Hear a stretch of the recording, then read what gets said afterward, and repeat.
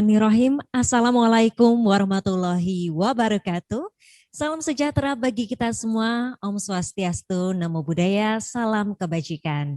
Selamat datang kepada Bapak, Ibu. Puji syukur kepada Tuhan Yang Maha Esa, kita masih diberikan kesempatan untuk bisa saling bersilaturahmi dan berdiskusi secara online pada talk show interaktif hari ini. Perkenalkan, saya Hani Nurmalita Anggadewi yang akan memandu jalannya talk show interaktif Pesona Edu kali ini. Terlebih dahulu saya akan membacakan beberapa tata tertib demi kelancaran pelaksanaan talk show interaktif kita hari ini. Pertama, pastikan perangkat komputer atau laptop dan ponsel Anda tersambung dengan internet. 2, talk show interaktif Pesona Edu ini menggunakan Zoom webinar. 3, host akan mematikan suara atau audio seluruh peserta selama sesi pemaparan, narasumber dan host akan kembali menyalakan audio bagi peserta yang mengajukan pertanyaan. 4, selama sesi talk show, peserta dapat menyampaikan pertanyaan melalui fitur chat yang ada di bagian bawah aplikasi. Untuk pertanyaan yang terpilih akan dibacakan oleh moderator. Kemudian yang kelima, talk show interaktif hari ini diselenggarakan sebagai bagian dari rangkaian kegiatan akbar kompetisi online tingkat SMP se-DKI Jakarta yang saat ini juga berlangsung babak final hari terakhir. Kompetisi online SMP DKI Jakarta ini diselenggarakan oleh Pesona Edu bekerja sama dengan MGMP DKI Jakarta dan BCA dengan total peserta sebanyak 26.396 siswa dari 708 SMP dan MTS negeri dan swasta se-DKI Jakarta. Bapak Ibu, topik menarik talk show kita hari ini yakni Song-Song Hybrid Learning dengan kompetisi dan asesmen berstandar PISA. Bersama para narasumber yang sangat mumpuni di bidangnya masing-masing. Saya ingin menyapa terlebih dahulu narasumber kita, Bapak Raden Sabta Nurrohman. Beliau selaku Ketua Panitia Kompetisi SMP DKI Jakarta sekaligus sebagai Ketua MGMP IPA DKI Jakarta. Halo Pak Sabta. Halo Mbak Hani. Ya, selamat siang. Sehat Bapak? Sehat. Ya. Kemudian ada juga Ibu Ira Anindita, Direktur Pesona Edu. Selamat datang Bu Ira. Terima kasih Mbak Hani. Selamat siang. Selamat siang. Kemudian narasumber yang ketiga ini ada Bapak Dani Widyo Putranto, Editor Senior dari penerbit Mass Media. Selamat siang Bapak. Selamat siang Mbak Hani, salam sehat. Salam sehat. Kemudian kita juga sudah hadir di sini Bapak R. Susanto Dwi Nugroho dengan senyumnya yang sangat khas ya Pak. Beliau menjabat sebagai Kepala Sekolah SMP Kanisius Jakarta. Selamat siang Pak Santo. Selamat siang Mbak Hani, salam sehat selalu. Ya, dan kemudian juga hadir bersama kita kali ini Bapak Agus Triarso Eskom MPD. Beliau selaku Kepala Subkoordinasi Perancangan Bahan Belajar Pusdatin Kemendikbud. Selamat datang Pak Agus, selamat bergabung bersama kami. Selamat siang semuanya. Baik, terima kasih Bapak Ibu peserta talk show yang saya hormati. Sejak bulan Januari lalu, Mas Menteri Pendidikan Nasional Nadiem Makarim terus mendorong agar sekolah segera mempersiapkan sistem hybrid learning. Nah, selama 90 menit ke depan kita akan membahas lebih mendalam tentang hybrid learning, tools yang dapat digunakan sekolah, serta contoh-contoh implementasinya. Sekaligus kita juga akan menyaksikan liputan pelaksanaan kompetisi online SMP MGMP DKI Jakarta yang telah berlangsung sejak 18 Februari kemarin. Baik, Bapak Ibu peserta talk show, sebelum kita mulai diskusi, kita saksikan terlebih dahulu video liputan kompetisi SMP DKI Jakarta berikut ini. Kompetisi SMP DKI Jakarta merupakan kompetisi online terbesar di awal tahun 2021 ini dengan total hadiah ratusan juta rupiah. Diselenggarakan oleh MGMP DKI Jakarta berkolaborasi dengan Pesona Edu dan BCA. Diikuti sebanyak 26.396 siswa dari 708 sekolah. Untuk bidang studi IPA, matematika, dan bahasa Indonesia. Kompetisi ini sepenuhnya diselenggarakan dalam bentuk daring berbasis computer based test dengan platform Pesona Edu A-Class.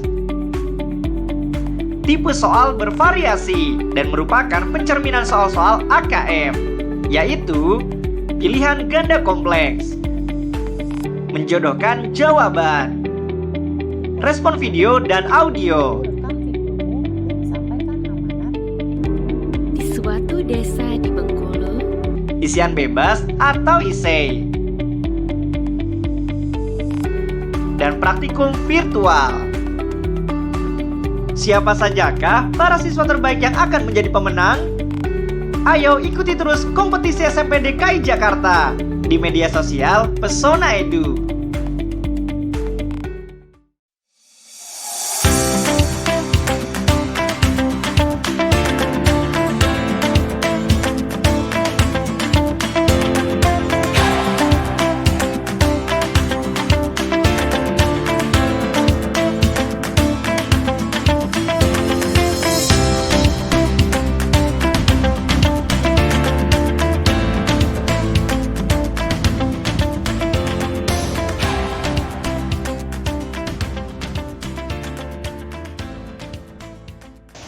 Beberapa hari yang lalu saya mengikuti kompetisi Pesona Edu, Matematika, dan juga Bahasa Indonesia.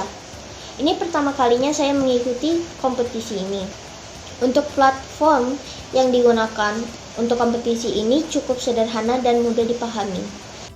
Menurut saya itu kompetisinya menarik.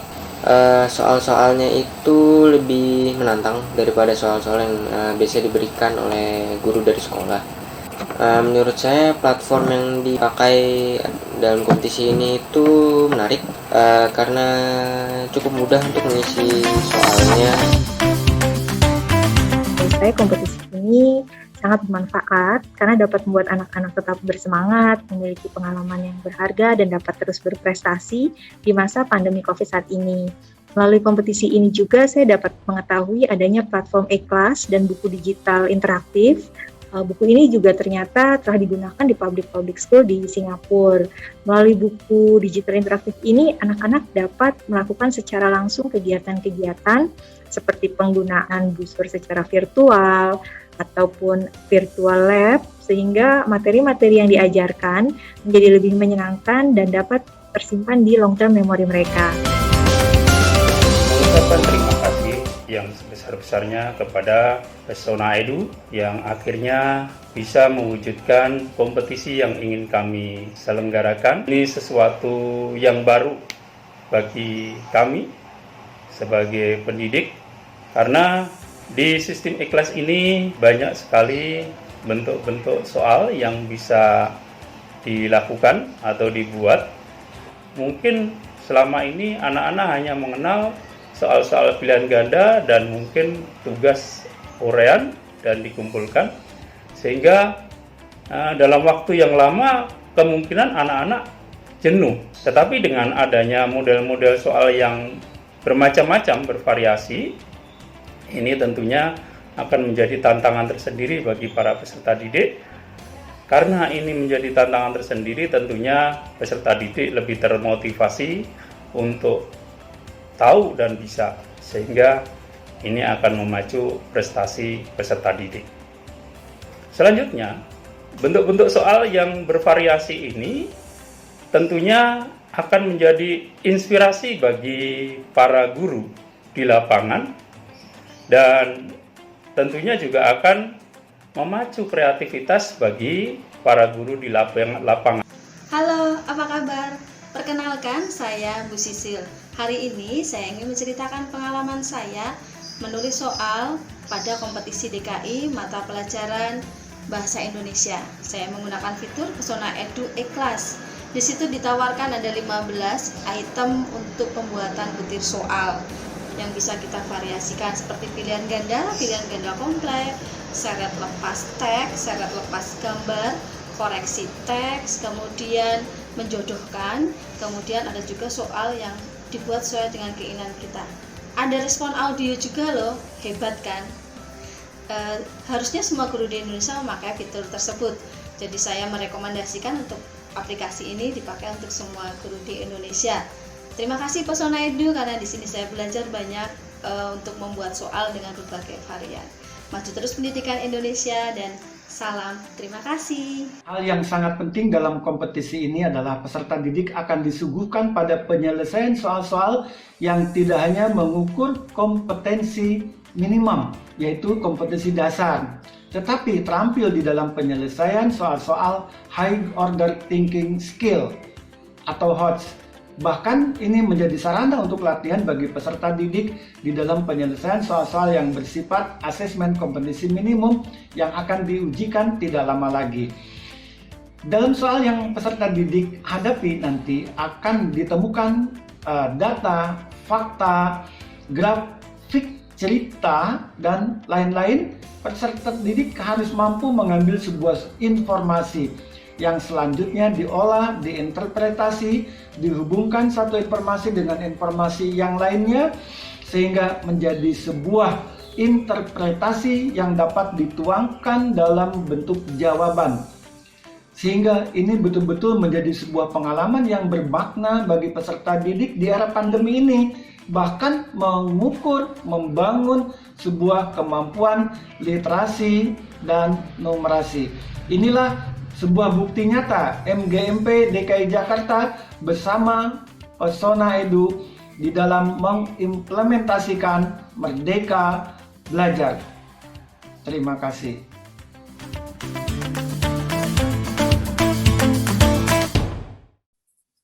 Ya, baik. Terima kasih. Dan tadi itu adalah video tentang kompetisi online saat ini sedang berlangsung dan juga testimoni. Dan sungguh inisiatif yang luar biasa tentunya dari Pesona Edu dan juga MGMP DKI Jakarta untuk menyelenggarakan kompetisi online terbesar di awal tahun ini. Boleh kita berikan aplaus secara online, bisa juga melalui respon yang ada di Zoom.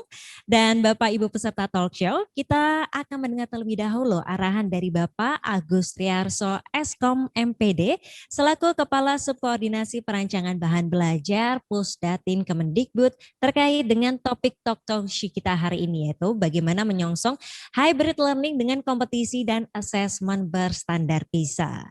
Baik, silahkan kepada Pak Agus Triarso, kami silakan. Baik, terima kasih. Selamat siang semuanya. Yang saya hormati para panelis nih, ada Pak Sapta, kemudian ada Pak Santo tadi ya, dari Kanisius, kemudian ada Pak Dhani, dan tentunya juga dari tuan rumah ini Pesona Edu ada Bu Ira dan Pak Hari yang sudah bergabung juga. Jadi pertama-tama saya mengucapkan terima kasih ya untuk undangannya ya, meskipun dadaan ini, tapi saya senang karena saya mengenal Pesona Edu itu sejak sebelum tahun 2010. Jadi saya sudah mengenal sejak saya masih di Semarang, kemudian saya hijrah ke Pusdatin, ketemu lagi dengan Pesona Edu. Banyak karya yang sudah dihasilkan oleh Pesona Edu dan saya mengapresiasi itu. Terlebih saat ini menyelenggarakan kompetisi SMP ya untuk menyongsong hybrid learning yang saya pikir ini juga salah satu himbauan dari Mas Menteri. Dan kami dari Pusdatin ya, kami dari Pusdatin juga menjadi salah satu unit kerja di Kementerian Pendidikan yang mengemban tugas cukup berat, yaitu menyalurkan bantuan kuota data internet, kemudian menyelenggarakan strategi-strategi pembelajaran di masa pandemi, yang ketiga menyediakan konten-konten pembelajaran di masa pandemi, termasuk program belajar dari rumah yang disiarkan Televisi Republik Indonesia, itu juga semua dari Pusdatin. Nah, dengan kompetisi SMP yang saya pikir ini sangat-sangat menarik dan bermanfaat, ya, ini paling tidak memberikan satu kesempatan bagi masyarakat pendidikan di Indonesia, khususnya untuk pelajar-pelajar SMP, untuk memiliki habit. Yang penting memiliki habit dulu ini. Memiliki habit untuk bisa memanfaatkan teknologi informasi dan komunikasi sebagai wujud untuk melaksanakan proses pembelajaran, khususnya juga bagi guru-guru lainnya. Saya pikir ini menarik, dan kami Pusdatin sebetulnya juga memiliki event yang sama yang bernama Kuis Ki Hajar, Kita Harus Belajar. Namun pesertanya tidak hanya SMP, tetapi dari PAUD, SD, SMP, SMA, SMK. Bahkan sekolah-sekolah siswa-siswa dari sekolah Indonesia luar negeri juga kami libatkan. Jadi ada kategorial, ada PAUD, SD, SMP, SMA, SMK. Nah, kompetisi ini saya pikir nantinya perlu dipikirkan ke depan bahwa tidak hanya menjaring pemenang saja, tetapi sebetulnya juga diimbangi dengan kegiatan-kegiatan atau aktivitas-aktivitas online lainnya yang saya pikir juga bermanfaat ya bagi masyarakat pendidikan khususnya di DKI. Ya, kalau yang Pesona Edu kan ini DKI ya. Kalau kami memang skalanya sudah menyelenggarakan nasional gitu ya. Tapi saya senang karena Pesona Edu ini sudah berani untuk melakukan terobosan baru yang luar biasa. Jadi ini saya pikir penting. Kemudian ada juga yang mungkin kami berharap setelah lomba ini mungkin nanti bisa dipikirkan bagaimana memiliki sebuah community untuk mengembangkan konten-konten pembelajaran. Jadi tidak hanya untuk memanfaatkan saja, tetapi juga mengembangkan konten-konten pembelajaran. Dan saya pikir anak-anak SMP ini sudah cukup melek TIK ya. Jadi mereka ini generasi Z yang lahir di masa-masa kemajuan teknologi. Saya pikir tinggal diberi trigger sedikit saja, mereka pasti mampu untuk berkreasi, berinovasi, dan kami Pusdatin siap untuk mensupport itu. Kemudian untuk seluruh peserta di acara webinar ini, ya, saya pikir hybrid learning ini memang mau tidak mau akan segera kita alami ya, karena pemerintah sudah memberikan banyak sekali terobosan termasuk pemberian vaksin dan lain sebagainya, yang saya pikir mau tidak mau pembelajaran secara tatap muka tinggal tunggu waktu saja sebetulnya ya. Meskipun Mas Menteri sudah mencanangkan di Desember kemarin tiba-tiba ada gelombang yang kedua pandemi kita ini, sehingga akhirnya membatalkan semuanya. Tetapi saya pikir sebentar lagi kita akan melihat bagaimana pembelajaran tatap muka itu pasti akan terjadi.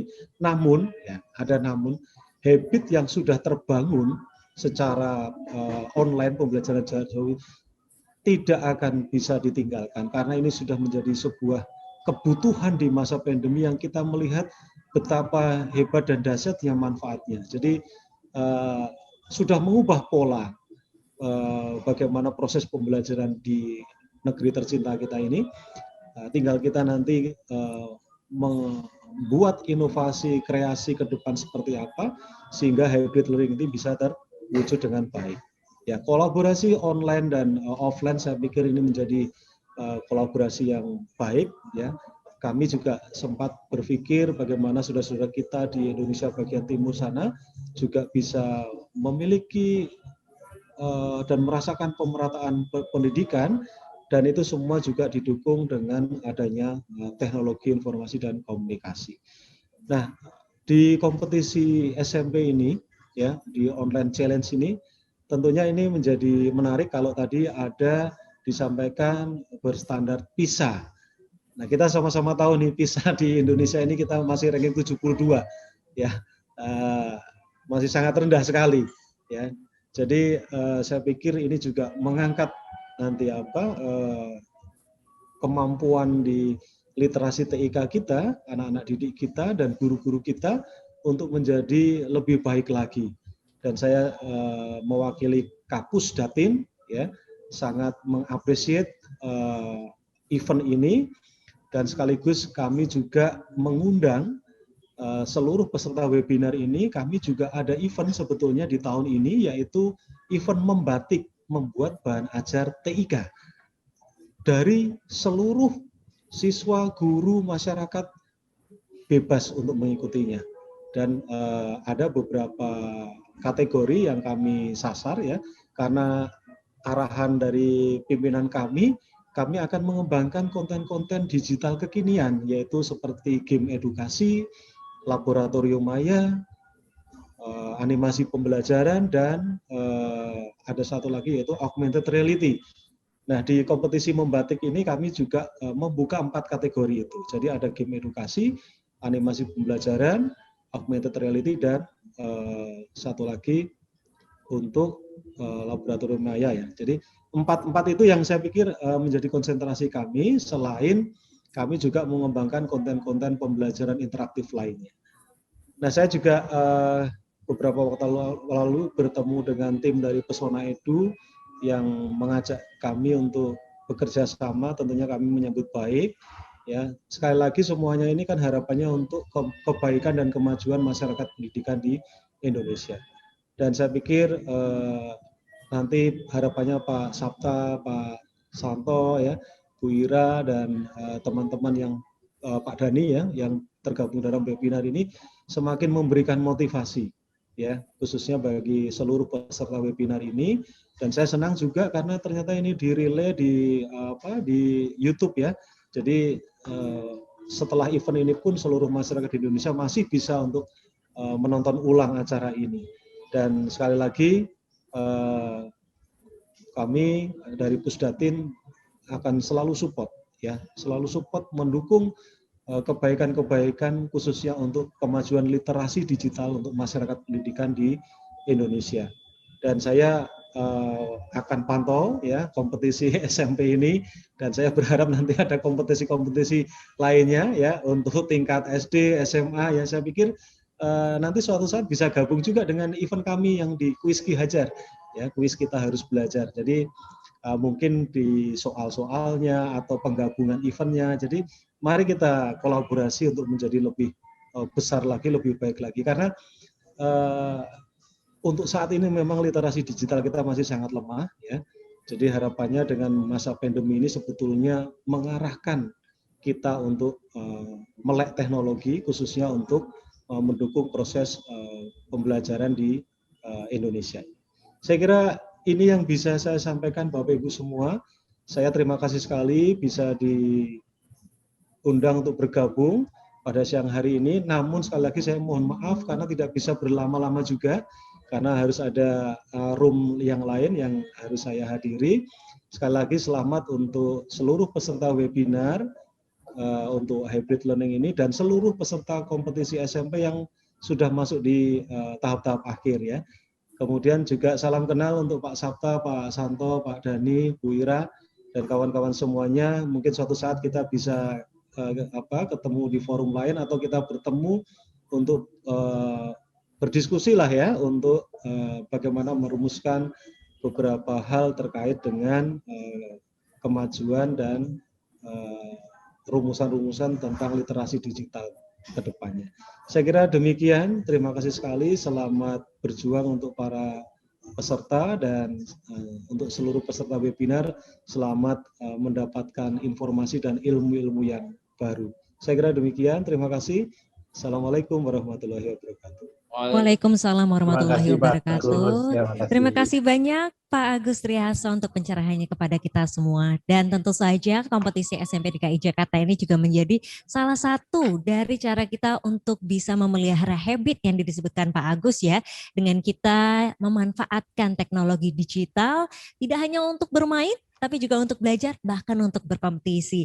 Siapa tahu nanti peserta dari kompetisi ini ternyata bisa menjadi konten kreator dalam hal edukasi, dan semoga nanti kolaborasi antar institusi ini bisa terwujud. Dan selanjutnya langsung saja kita bertanya ke panitia kompetisi SMP DKI Jakarta, yaitu Bapak Raden Sabta Nur Rahman. Beliau juga sekaligus sebagai Ketua Panitia Kompetisi dan Ketua MGMP IPA DKI Jakarta. Selamat siang Pak Sabta. Selamat siang. Senang sekali bisa bertemu Pak Sabta. Kita tanya-tanya ya Pak, terutama tentang ini. Sebenarnya apa yang menjadi latar belakang dilaksanakannya kompetisi SMP DKI Jakarta ini yang digagas oleh teman-teman MGMP, dan mengapa memilih Pesona Edu sebagai mitranya Pak? Ya, terima kasih Mbak Hani. Jadi latar belakang adanya kompetisi SMP online challenge ini adalah kita mengupayakan adanya variasi online untuk anak-anak supaya anak-anak nggak bosen dan supaya anak-anak hanya pembelajaran yang hanya mata pelajaran saja, maka dikembangkanlah kompetisi untuk supaya mereka bisa semangat untuk belajar lagi. Di samping itu pula ini kan grand design terbesar dari Mas Menteri itu adanya Merdeka Belajar. Nah, dari Merdeka Belajar itu banyak hal-hal yang bisa diambil, terutama kaitannya dengan pembelajaran yang menyenangkan, ya, pembelajaran yang memberikan inspirasi, memberikan motivasi ke anak-anak supaya bisa dalam kondisi apapun, ya, apalagi dalam pandemi ini kita merasakan sekali begitu cepatnya, ya, teknologi itu merasuk jiwa ke anak-anak. Begitu cepatnya teknologi ini mau nggak mau harus guru-guru itu bisa mengimbangi untuk supaya pembelajaran online itu berlangsung dengan baik. Nah, selain itu ada green design yang lain, yaitu adanya AKM. Nah, AKM ini melatar belakangi kami sebagai guru-guru itu bagaimana supaya kita membuat soal yang sekiranya itu bisa memberikan, ya, soal tersebut seperti soal PISA. Oleh karena itu, nah kemudian kita temukan soal-soal atau variasi dari aplikasi yang ada di Pesona Edu. Nah, dari situ nyambung itu.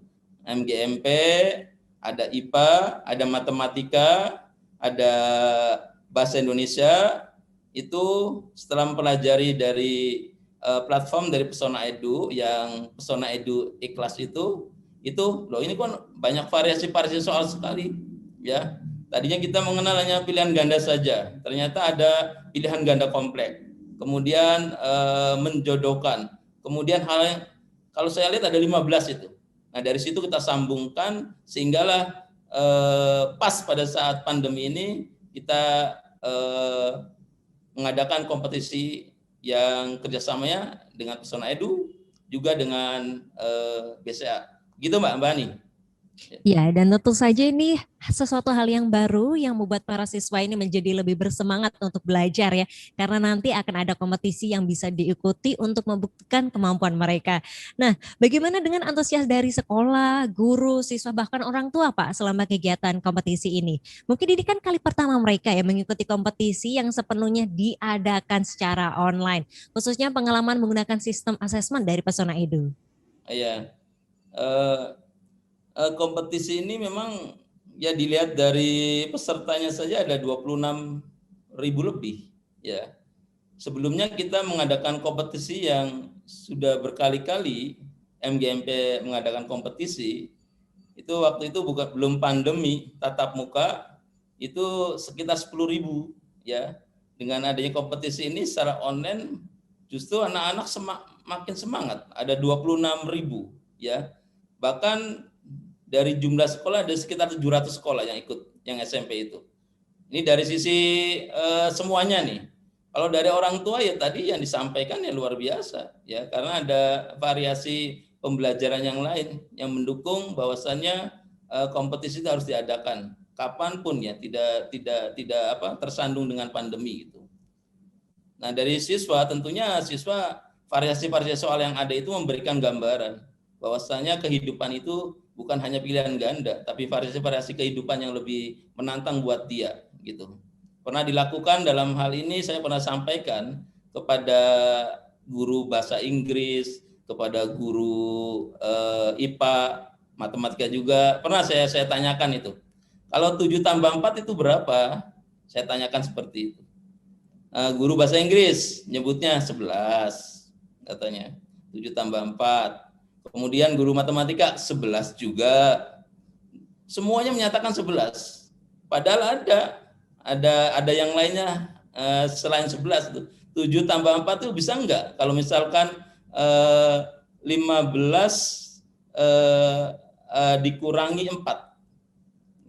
Itulah ya, variasi-variasi tersebut adalah variasi-variasi yang memberikan kita gambaran. Bahasanya namanya kehidupan itu solusi bukan satu, tapi bermacam-macam solusi. Kita bisa memberikan fakta ke anak-anak, harus dikembangkan dalam hal ini. Gitu Mbak, antusias sangat luar biasa dari semuanya ya, orang tua, guru, semuanya mendukung program adanya kompetisi ini. Gitu Mbak Hani ya. Oke, ini menarik ya, 7 tambah 4 memang 11, 15 dikurangi 4 sama-sama 11 ya Pak.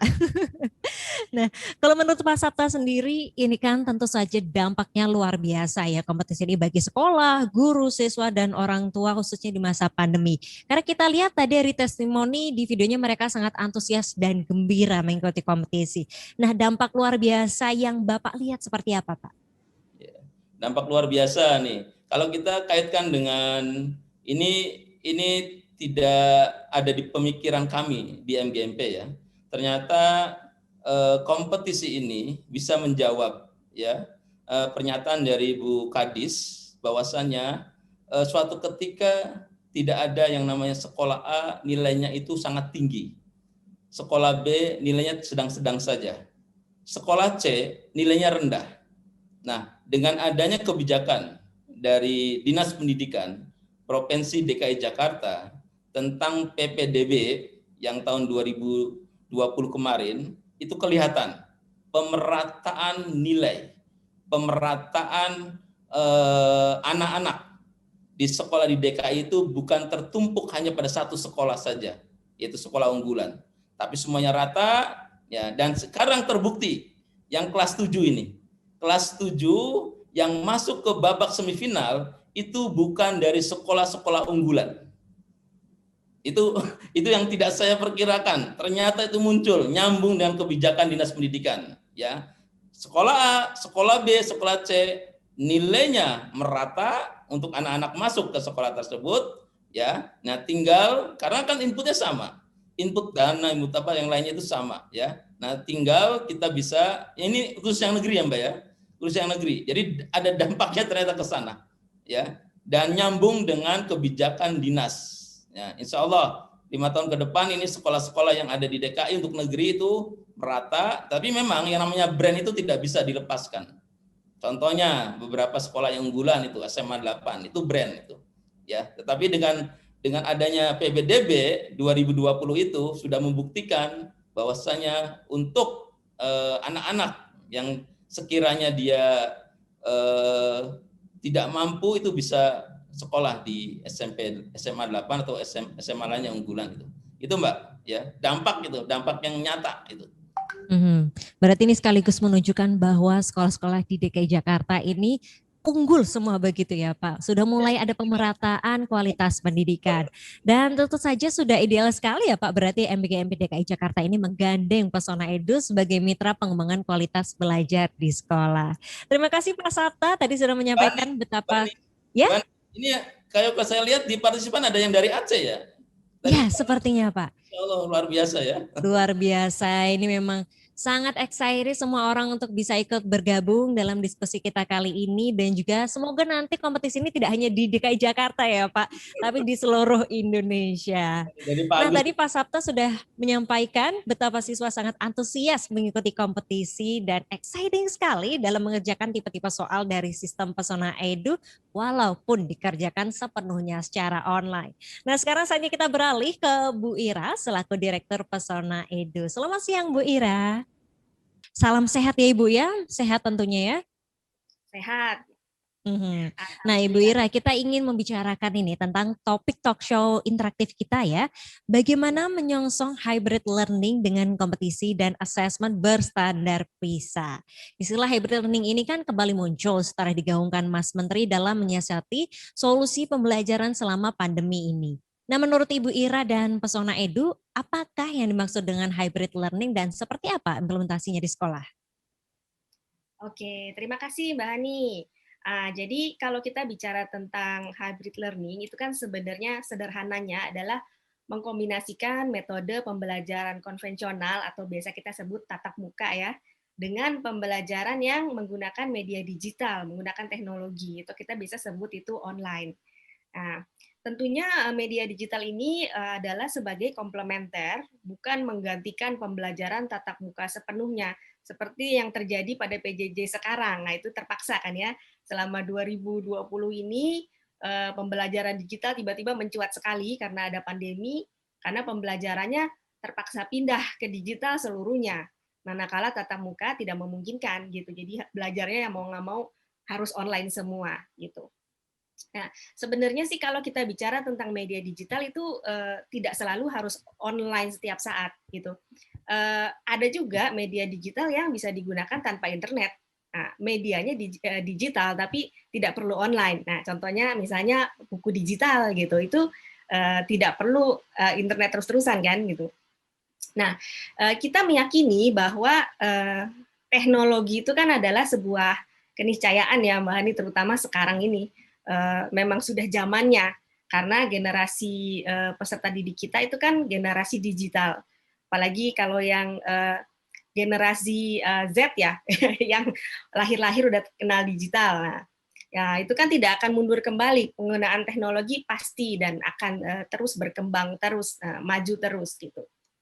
Nah, kita juga tentu setuju bahwa keberhasilan sebuah pembelajaran itu ketika siswa itu menemukan kegembiraan dalam belajar, senang belajar, tertarik, punya rasa ingin tahu. Nah, bagaimana hal-hal tersebut bisa dihadirkan dalam pembelajaran di kelas? Nah, yang sederhananya kita bisa lihat kalau anak-anak kita sekarang, kalau dikasih buku cetak atau teks, dibanding dikasih video atau animasi, itu kan pasti mereka lebih menyukai video dan animasi ya, karena ada gambar, ada gerak, ada suara. Nah, kemudian kalau dikasih game, nah itu lebih menarik lagi, malah banyak anak yang addicted sama game. Buat mereka itu sangat menarik. Kenapa? Karena ada unsur interaktifnya. Nah, hal-hal itulah yang perlu juga kita sematkan dalam pembelajaran supaya pembelajaran itu menjadi semenarik itu di mata anak-anak gitu.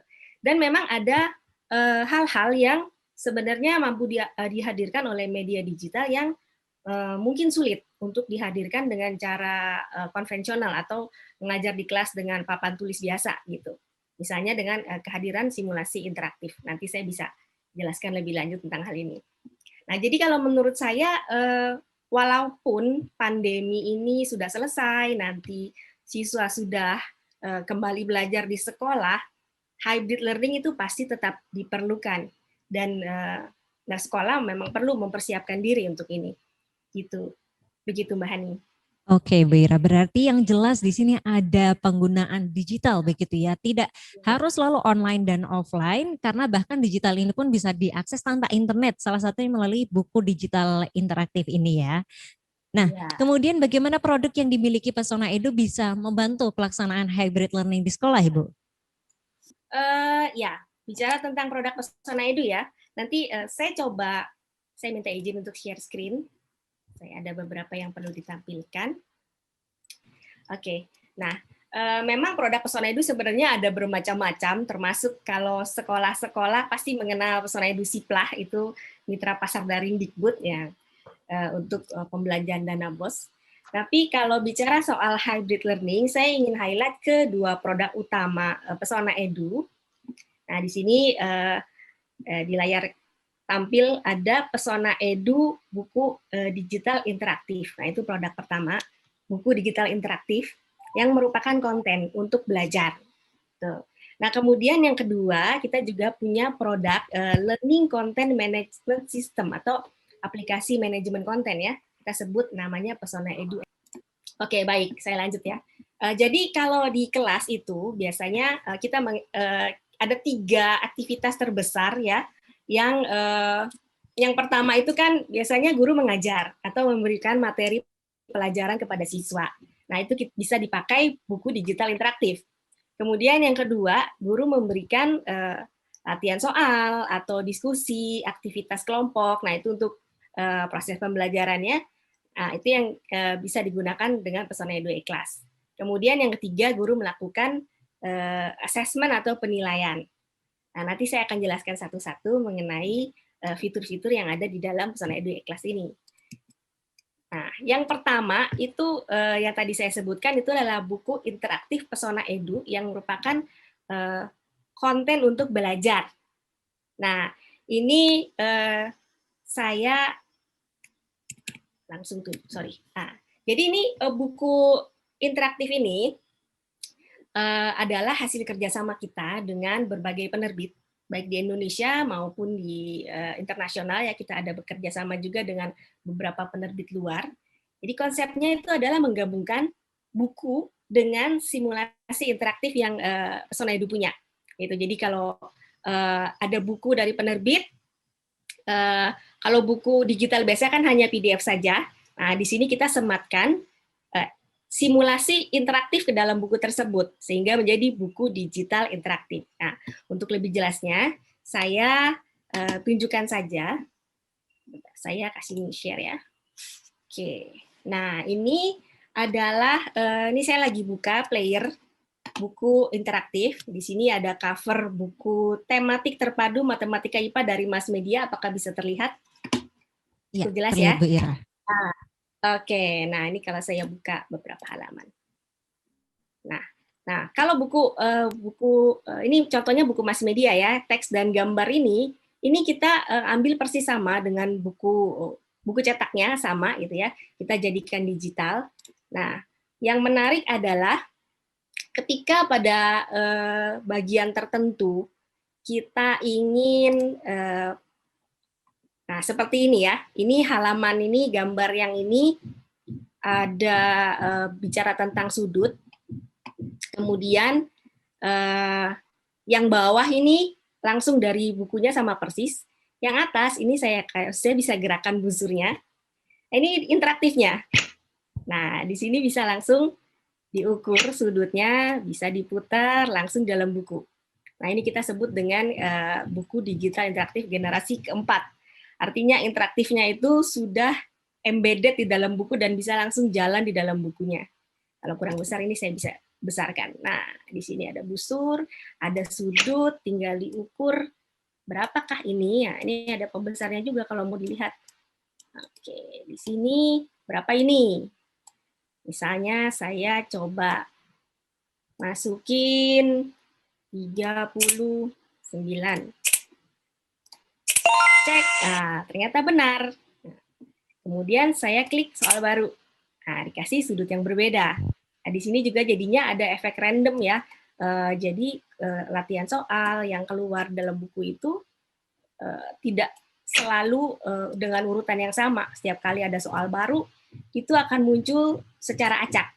Jadi anaknya tidak bisa menghafal, dia memang benar-benar harus mempelajari. Begitu. Nah, ini juga ada salah satu contoh di dalam buku Mas Media, itu ada, sebentar, saya buka yang simulasi jangka sorong. Nah, ini saya buka interaktifnya, di tombol biru tadi muncul jangka sorongnya. Nah, ini juga bisa digunakan sebagai salah satu alat bantu pengantar alat-alat TET di sekolah. Jadi ini ada jangka sorong, ada bendanya. Saya bisa potong bendanya di manapun gitu ya, kemudian diukur. Nah, ini saya coba jawab salah aja ya. Nah, tidak benar. Nanti kalau misalnya dia jawab salah 3 kali, akan muncul petunjuknya. Jadi ini sebenarnya adalah alat untuk siswa belajar dan mengamati gitu. Siswa bisa mencoba potong dimanapun. Tadi kecil, sekarang saya potongnya besar. Nah, kemungkinan barang yang diukur itu bisa benar-benar berbeda-beda. Anak yang satu dengan anak yang lain mungkin potongnya ukurannya beda, begitu. Nah, tadi juga saya sebutkan ada beberapa hal yang bisa dimunculkan oleh media digital yang mungkin sulit gitu kalau misalnya belajar dengan konvensional biasa gitu, pakai kapur dan papan tulis gitu. Mungkin agak sulit, tapi kalau dengan interaktif itu bisa dibantu. Misalnya, oke, sudah terlihat ya. Di sini ada simulasi interaktif mengenai berat. Nah, ini sangat menarik. Kalau di sini ada seorang astronot yang beratnya di bumi itu 294 Newton dengan gravitasi bumi 9,81. Nah, jadi massa astronotnya adalah 30 kilo karena massa itu adalah berat dibagi gravitasi. Nah, berarti massanya 30 kilo, beratnya 294 Newton di bumi. Nah, bagaimana kalau di bulan gitu ya? Nah, ini di bumi saya coba angkat, ini bisa saya angkat. Nah, oke. Kalau di bulan seperti apa? Saya bawa astronotnya ke bulan sekarang. Nah, di bulan ini gravitasinya hanya 1,62, jauh lebih kecil daripada di bumi. Jadi beratnya berubah. Karena masanya 30 kilo dikali gravitasi bulannya cuma 1,6, maka beratnya hanya 49 Newton. Nah, ini astronotnya kayak saya toel sedikit udah terbang ini. Gitu ya. Karena di bulan jadi enteng sekali dia. Nah, gimana kalau yang gravitasinya lebih tinggi? Misalnya di Jupiter nih 25,9 ya. Saya bawa ke Jupiter. Nah, di Jupiter ternyata beratnya menjadi 779 Newton, berat sekali. Nah, ini astronotnya kalau saya coba angkat, udah sampai mentok aja nggak angkat-angkat, berat banget. Nah, di sini siswa bisa mendapatkan feel-nya ya, dan pengertian secara konsepnya juga mengenai massa dan berat di bumi, di bulan, dan Jupiter, yang ini kalau dijelaskan pakai papan tulis kan susah banget ya Mbak Hani ya. Tapi dengan interaktif itu sangat mungkin untuk dilakukan. Satu lagi saya ingin kasih ada simulasi matematika yang simple tapi menarik. Nah ini segitiga, jumlah sudut pada segitiga. Kan jumlah sudut pada segitiga itu selalu 180 derajat ya. Di sini kita mau buktikan benar nggak itu 180 derajat. Ini ada sudut A, sudut B, sudut C dalam segitiga. Saya tarik aja nih sudutnya ke sini. Sudut B saya tarik. Sudut C saya tarik. Nah, ternyata benar ya 180 derajat ini membentuk garis datar ini 180 derajat. Nah, kemudian ini tadi kayaknya sama sisi ya, karena kayaknya sudutnya sama semua nih. Gimana kalau anak tanya kalau segitiganya tidak sama sisi gimana? Apakah jumlah sudutnya tetap sama 180 derajat? Nah, itu tinggal saya buktikan aja di sini. Ini bisa saya tarik langsung. Nah, jadi segitiga sembarang. Oke. Sekarang, nah ini kan tadi langsung ikut kan. Saya mau geser kemana aja, yang di bawah itu langsung ikut persentase jumlah sudutnya. Dan jumlahnya selalu 180 derajat. Nah, ini kalau dijelaskan di dalam kelas oleh guru, ini jadi alat bantu yang powerful sekali untuk membantu guru mengajar. Baik online maupun offline, misalnya nanti sudah tatap muka gitu di kelas, ini bisa ditayangkan misalnya di screen gitu, di proyektor, anak akan dengan cepat mengerti konsep-konsep seperti ini dengan adanya simulasi interaktif begini. Gitu. Oke. Jadi itu adalah produk kita yang pertama, buku interaktif. Kemudian kalau saya boleh teruskan, saya balik lagi ke buku yang tadi. Produk yang kedua itu adalah Pesona Edu E-Class yang dari tadi sudah disebut-sebut ya, karena digunakan sebagai platform di kompetisi online SMP DKI Jakarta ini. Gitu. Nah, platform ini sebenarnya adalah learning content management system, di mana terdapat banyak fitur di dalamnya.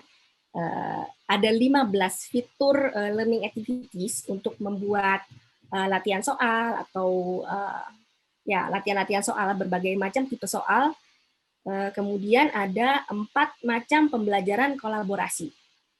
Nah, 15 tipe soal yang kita buat itu didesain untuk menyajikan pembelajaran yang sesuai dengan yang diujikan di standar PISA.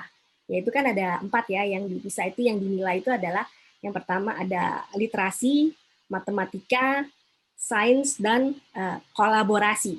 Nah, keempat unsur ini kita coba untuk bisa dimasukkan ke dalam activity pembelajaran yang bisa dibuat oleh guru sendiri. Gitu. Nah, literasi sendiri itu sebenarnya terbagi 4. Ada literasi membaca, literasi menulis, literasi mendengar, dan literasi berbicara. Saya mau tunjukkan beberapa contoh bagaimana soal-soal yang dibuat di Pesona Edu E-Class ini bisa mendorong penguasaan keempat hal ini.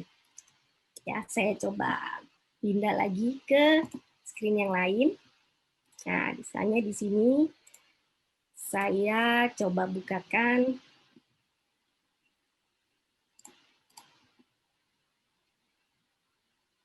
Nah, ini ada beberapa jenis. Ada contoh paket soal yang udah dibuat ini, misalnya dibuat oleh guru di dalam Pesona Edu E-Class ya. Saya berubah menjadi tampilan siswa. Pura-puranya nih saya yang mengerjakan. Nah, tadi kalau bicara ada 15 tipe soal, kalau saya jelaskan satu-satu mungkin terlalu panjang, tapi kalau pilihan ganda itu pasti sudah familiar sekali, itu ada. Kemudian pilihan ganda kompleks di mana jawabannya lebih dari satu, itu ada. Kita punya beberapa jenis yang mungkin agak jarang seperti mencocokkan gambar atau drag and drop gambar, ini seperti ini. Jadi misalnya ini jawabannya bisa di drag ke tempat yang benar. Gitu. Nah, ini salah satu bentuk soal yang dibuat oleh guru nih di dalam aktivitas pembelajaran di kelas.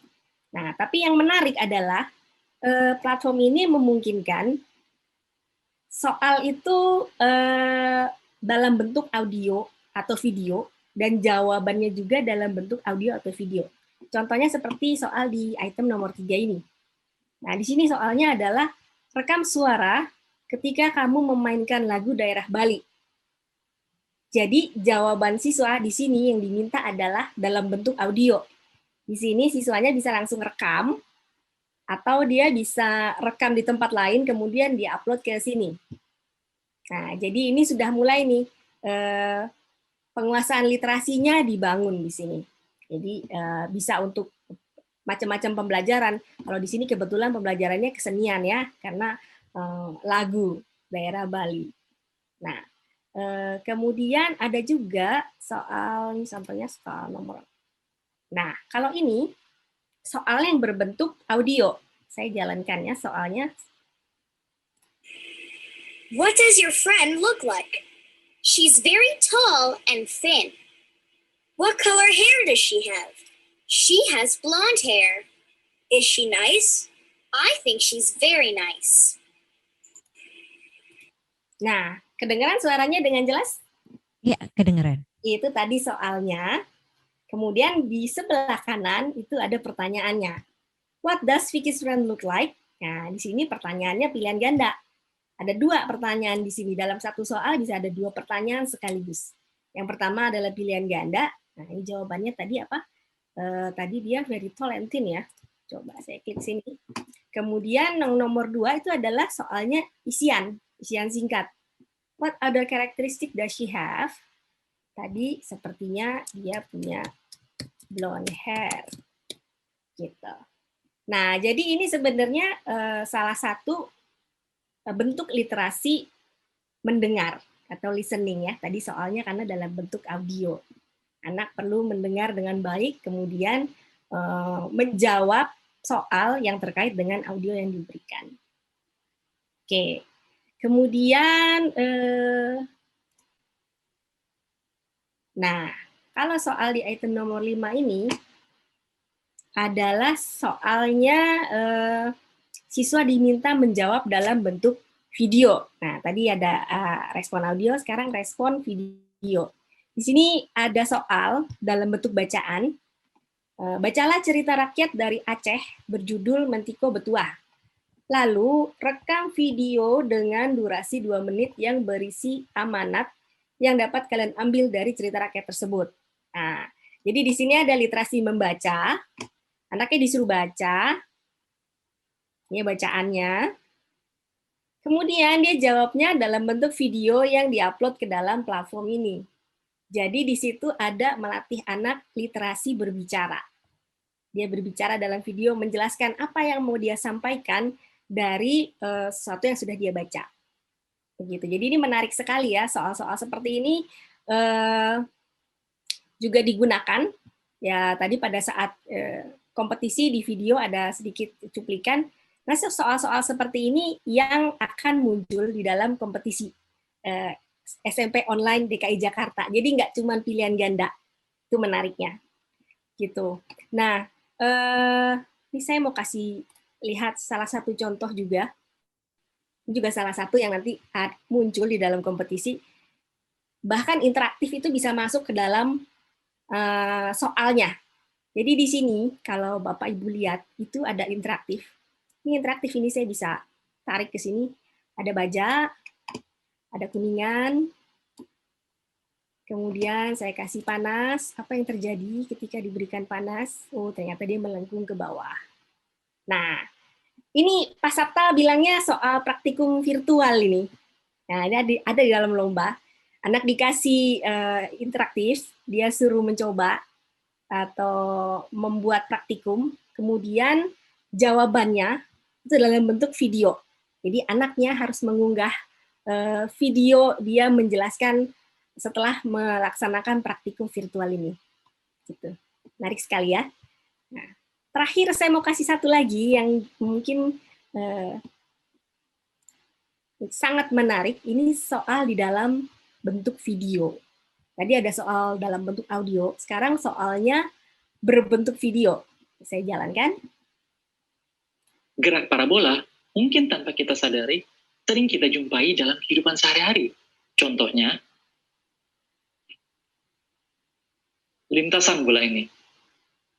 Nah, jadi tadi ada video, kemudian di bagian tertentu dalam video itu tiba-tiba ada pop-up muncul soalnya.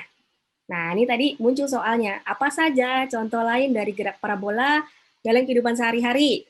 Nah, misalnya, lintasan bola golf. Simpan. Selain lintasan bola, lintasan air videonya mancur pun membentuk kurva. Dilanjutkan kembali. Jadi, dalam video ini, kalau Bapak Ibu lihat ada titik-titik kuning. Titik-titik kuning itu adalah bagian di mana soalnya muncul. Jadi itu bisa disematkan sendiri oleh guru. Dalam sebuah video disematkan beberapa soal yang harus dijawab siswa ketika menjalankan video. Kalau soalnya nggak dijawab, videonya nggak bisa lanjut. Jadi dia harus nonton dari awal sampai akhir dan menjawab soal yang ada dalam video tersebut.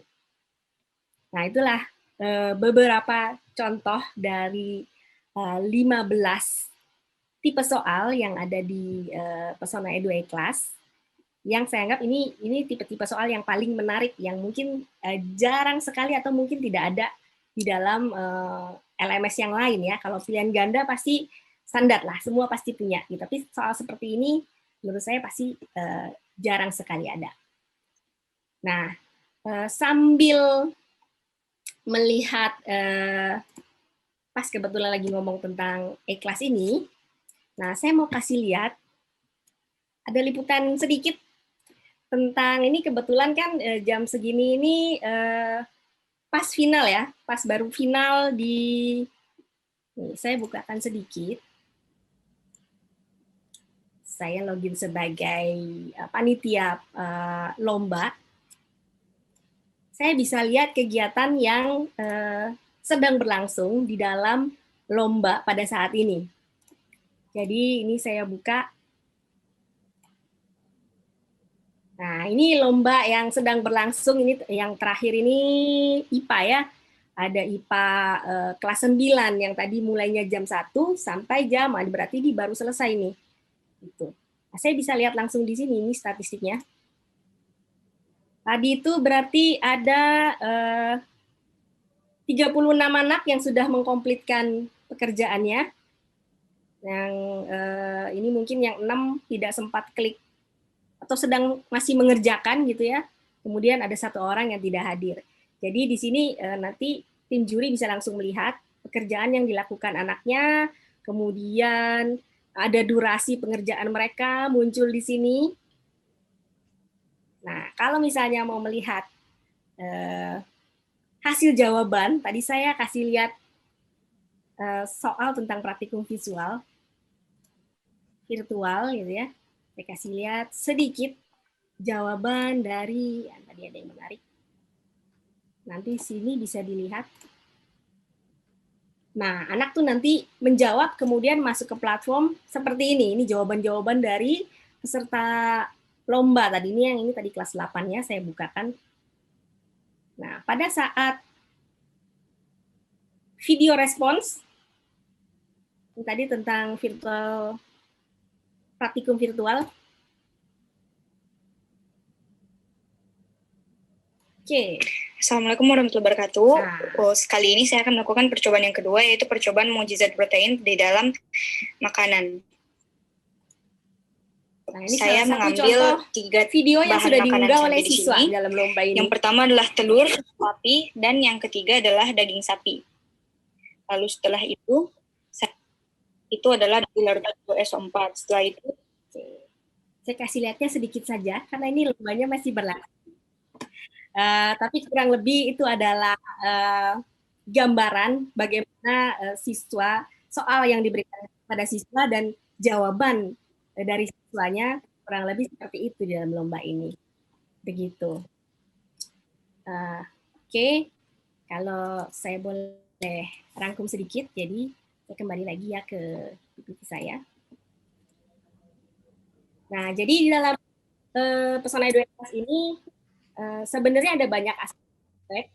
Selain dari latihan soal itu, di dalamnya juga bisa masuk buku interaktif yang tadi saya ceritakan. Jadi di sini guru bisa menjadi author, menyampaikan bahan ajar, membuat soal sendiri, kemudian dia publish ke siswanya untuk dikerjakan.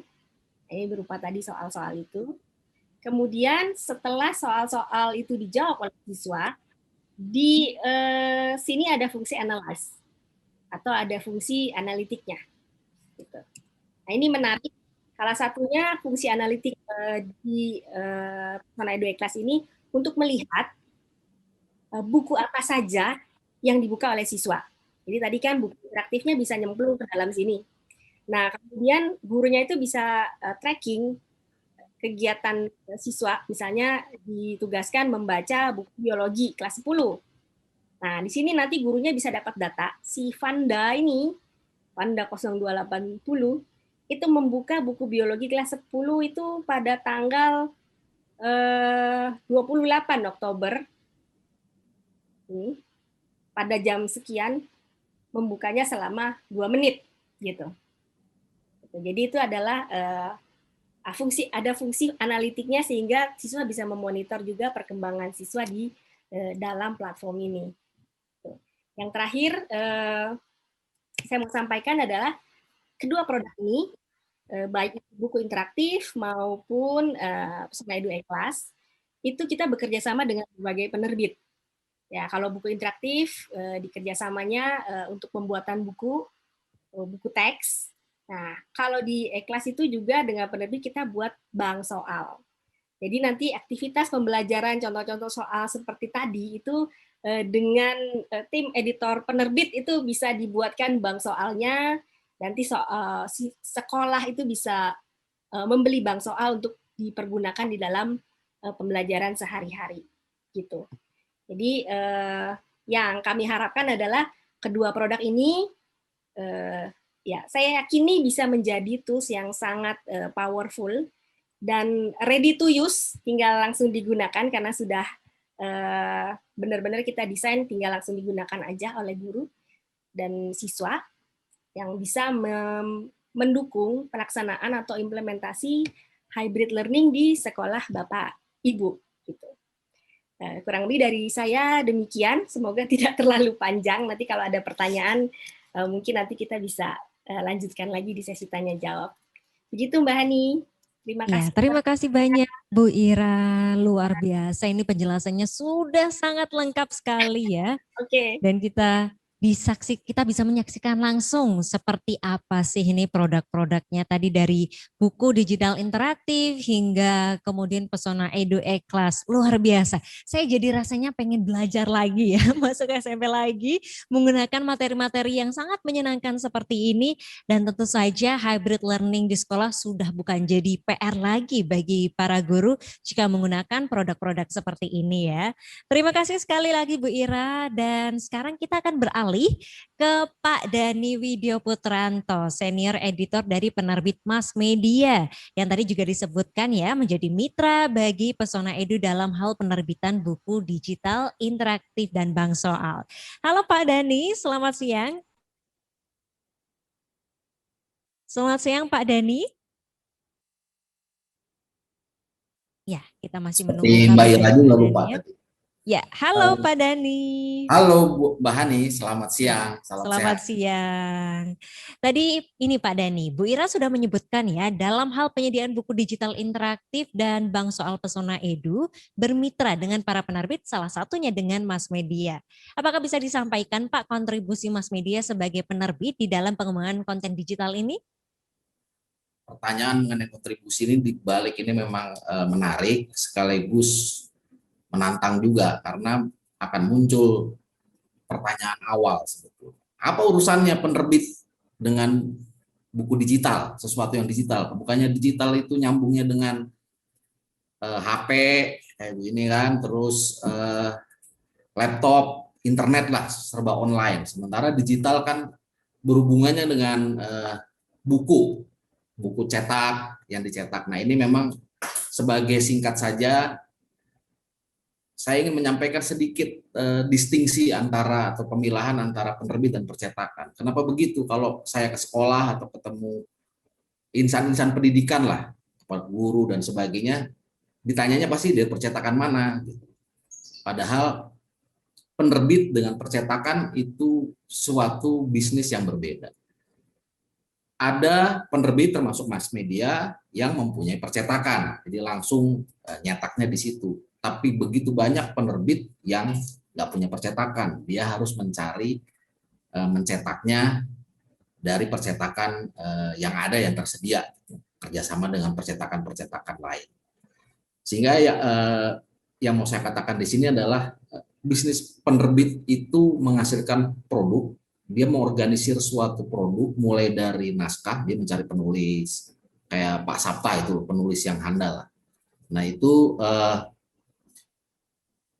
memilih penulis dengan konsep yang bersama, kemudian menghasilkan suatu produk yang siap cetak dalam konteks ya bisa dicetak sendiri atau dicetakkan di percetakan luar. Nah, yang menarik di sini dengan perkembangan luar biasa di bidang digital, dulu disebutnya naskah siap cetak misalnya, sekarang menjadi sulit kan disebutnya naskah yang nggak harus dicetak juga bisa karena harus bisa diterbitkan dalam secara sebagai buku digital atau enaknya disebut produk siap tayang lah ya atau siap media apa aja. Nah disinilah perkembangan dunia digital ini menantang mass media untuk bagaimana menyesuaikan dengan kebutuhan di lapangan di bidang buku digital ini.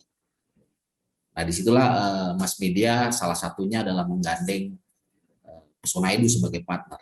Jadi kalau ditanyakan kembali kontribusi dari penerbit untuk buku digital, secara khusus penerbitlah yang menyediakan kontennya. Kalau buku digital tanpa konten menjadi nggak ada isinya. Nah, isinya itulah yang disediakan oleh penerbit. Isi itu bisa berupa materi belajar dan soal-soal. Lalu kenapa harus dari penerbit?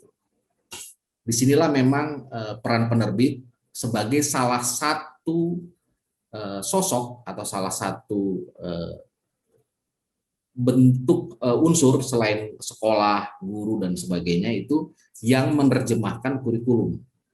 Kurikulum kan KIKD yang harus diterjemahkan menjadi materi belajar dan pedoman pembelajaran. Penerbit menjadi berperan, punya peran khusus untuk menerjemahkan itu. KIKD diterjemahkan seperti apa? Dengan gaya bahasa, dengan penyajian, dengan soal-soal yang sesuai dengan perkembangan dan kebutuhan di sekolah.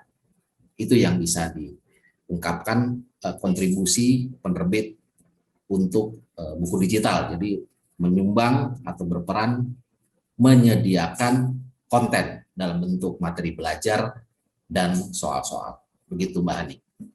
Baik, berarti ini menjadi bentuk bahwa penerbit juga melakukan fleksibilitas begitu ya Pak. Jika sebelumnya nanti harus ke percetakan untuk mencetak bukunya, sekarang medianya sudah banyak. Salah satunya juga melalui buku digital interaktif ini. Dan kita bisa menjadi semakin yakin ya, karena produk-produk dari buku digital ternyata juga mendapatkan sumbernya ini dari sumber yang terpercaya, yaitu penerbit seperti mass media. Terima kasih Pak Dani atas insight-nya untuk kita. Nah, tadi Bu Ira dan Pak Dani sampaikan bahwa buku interaktif dan Pesona Edu E-Class dengan fitur-fitur learning activities dan collaborative learning-nya sangat ideal diterapkan di sekolah-sekolah ya. Sekarang saya mau coba konfirmasikan langsung dengan Kepala Sekolah kita, Pak Santo. Beliau Kepala Sekolah SMP Kanisius Jakarta. Selamat siang Pak Santo. Selamat siang Mbak Hani. Ya, luar biasa. Ini Pak Santo dengan senyumnya yang khas. Pak, tadi kita sudah dijabarkan dengan jelas sekali ya mengenai hybrid learning dan bentuk-bentuk implementasinya. Nah, Bapak sebagai praktisi yang sudah menjalankan langsung di sekolahnya, boleh di-share apa saja Pak bentuk pembelajaran digital atau hybrid learning yang dilakukan oleh Kanisius dalam pembelajaran di masa PJJ sekarang ini? Ya, terima kasih Mbak Hani. Sebagai kepala sekolah, mungkin teman-teman rekan kepala sekolah yang lain ya, di masa pandemi ini mungkin yang paling stres. Ya, bagaimana tidak stres di situasi pandemi yang mencekam, harus memastikan pembelajaran itu bisa berjalan dengan baik dan aman. Nah, jadi tantangannya sangat luar biasa. Nah, semoga teman-teman kepala sekolah tidak stres ya. Dan tantangan yang saya hadapi pada waktu itu sebetulnya kuncinya adalah menjaga Bapak Ibu guru untuk tidak stres. Karena kalau Bapak Ibu guru itu stres, maka akan menular ke peserta didik dan juga orang tuanya. Nah, maka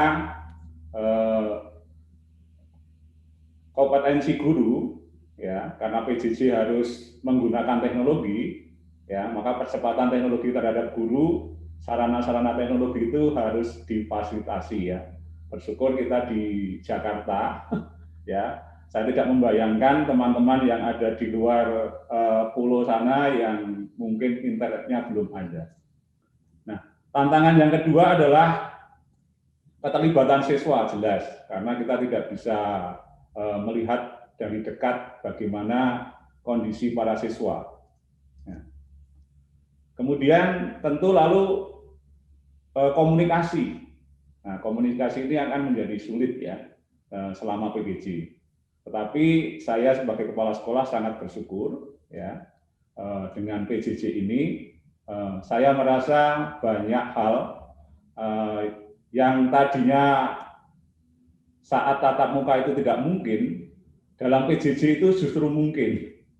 Nah, baik Mbak Ani, saya akan mulai menjelaskan ya apa yang, karena terlalu banyak yang bisa saya sharingkan, maka supaya sharing saya lebih terarah ya, saya akan coba share screen ya. Dan tadi kalau Bu Ira itu sudah menjelaskan dari sisi Pesona Edu, nah kami ini yang di lapangan. Apakah iya betul yang disampaikan Bu Ira tadi? Nah, maka nanti mungkin saya juga akan mengulangi ya beberapa hal yang mungkin sudah disampaikan Bu Ira. Versi kami-kami yang ada di sekolah yang tanpa pelatihan langsung mencoba. Ya, seperti itu. Nah, nanti supaya teman-teman yang melihat acara ini apakah menjadi takut ataukah menjadi bersemangat, begitu. Saya izin share screen ya, Mbak Hani. Baik, sharing saya akan saya bagi menjadi 4 bagian. Yang pertama, saya akan mulai menjelaskan secara singkat proses PJJ di SMP Kanisius. Kemudian yang kedua, saya akan memaparkan data mengenai peningkatan nilai akademik. Ya, saya hanya menyampaikan angka, apakah itu bisa dibandingkan atau tidak. Teman-teman silahkan nanti memikirkan sendiri gitu ya.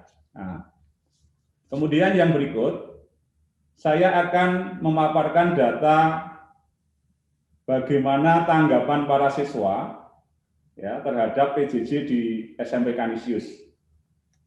Dan yang terakhir, saya akan menunjukkan penggunaan aplikasi LCMS dari Pesona Edu E-Class di SMP Kanisius.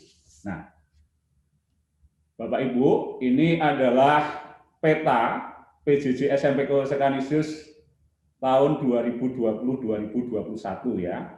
Nah, jadi para siswa itu akan diarahkan untuk melihat informasi yang ada di Padlet. Nah, Padlet ini adalah informasi pembelajaran, ya, baik jadwal maupun link-link ruang virtual. Nah, ini bisa diakses dari website juga. Dari Padlet, nah, para siswa akan diarahkan untuk masuk ruang-ruang virtual.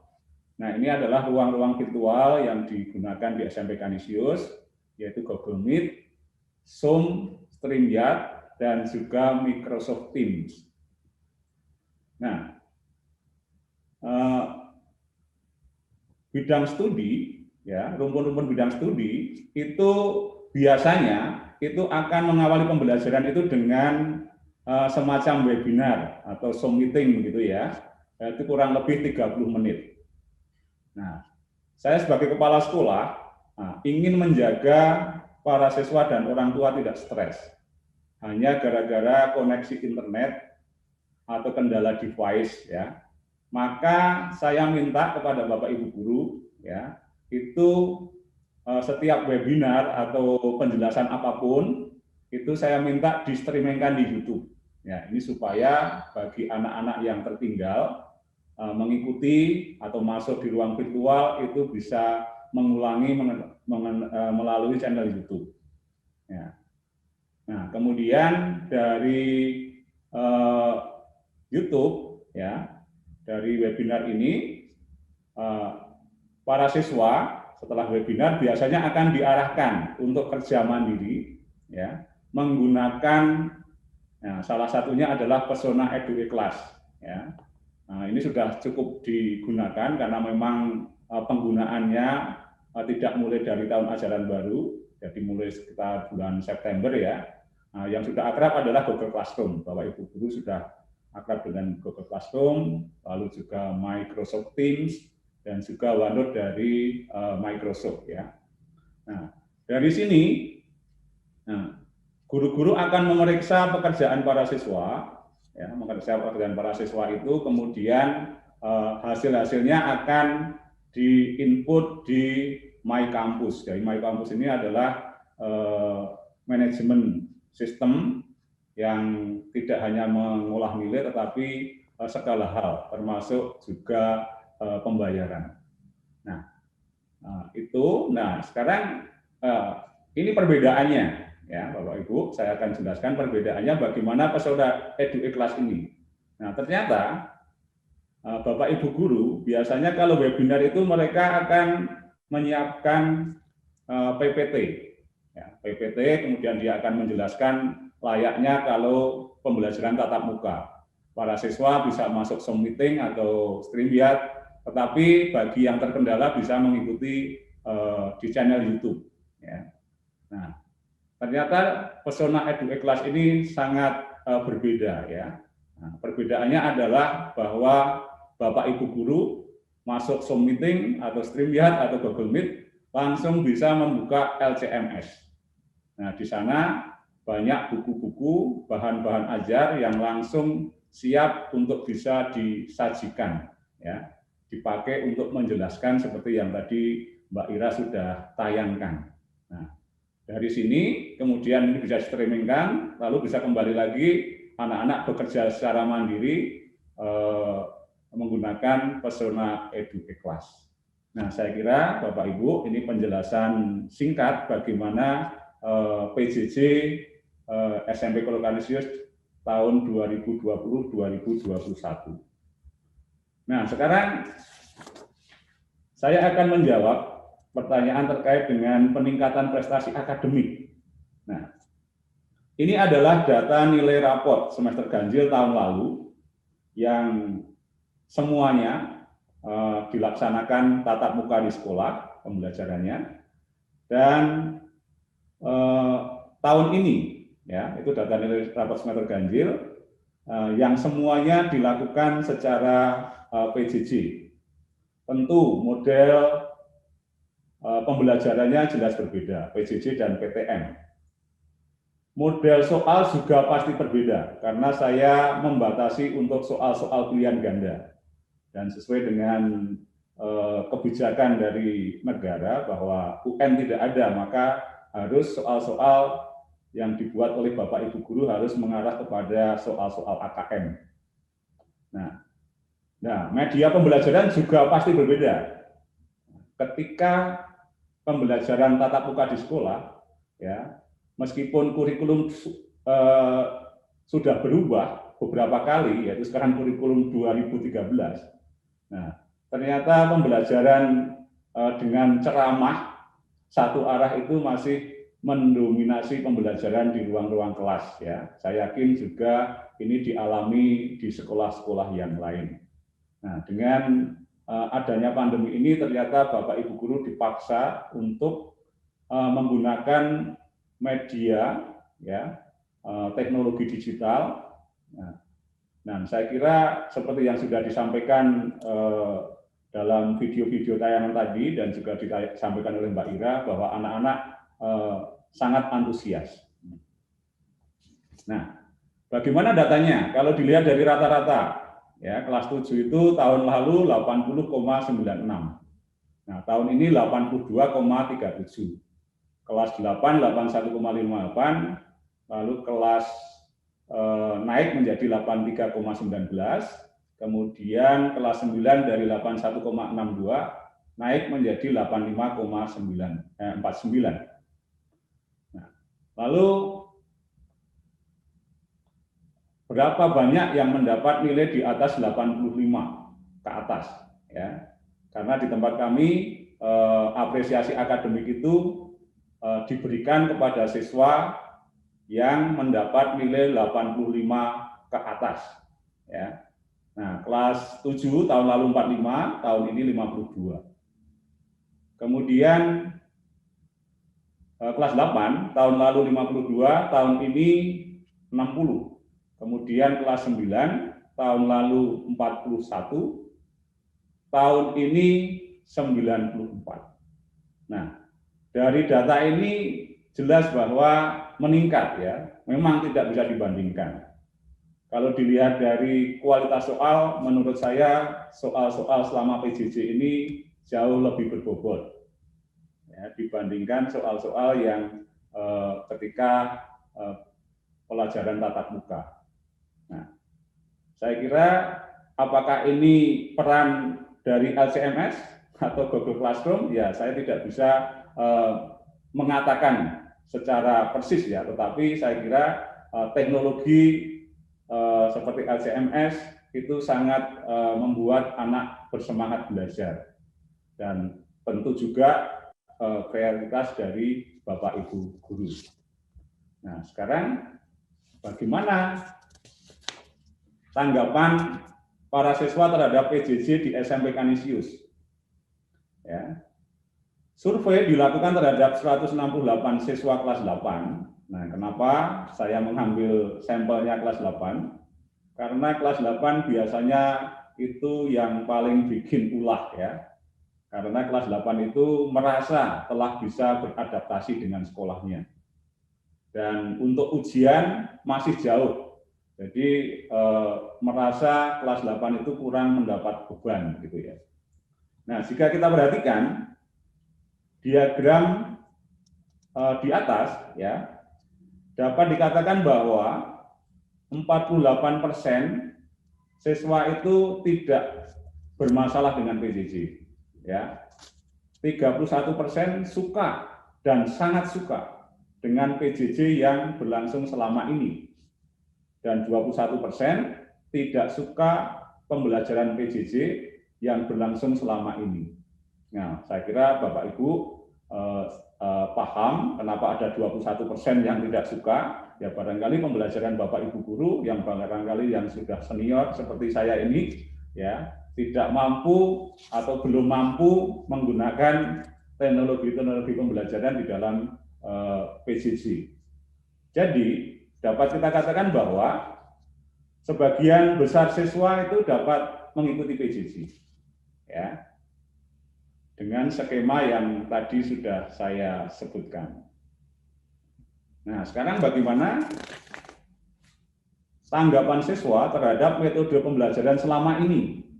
Ya, 32% siswa menyatakan bahwa PJJ menarik dan sangat menarik. Nah, semoga yang sangat menarik ini karena guru-guru menggunakan LCMS, gitu ya. 39% menyatakan cukup menarik, 29% siswa kurang menarik dan cenderung membosankan. Nah, jadi data ini menunjukkan bahwa metode PJJ yang menghadirkan teknologi digital itu memang mampu meningkatkan minat belajar para siswa.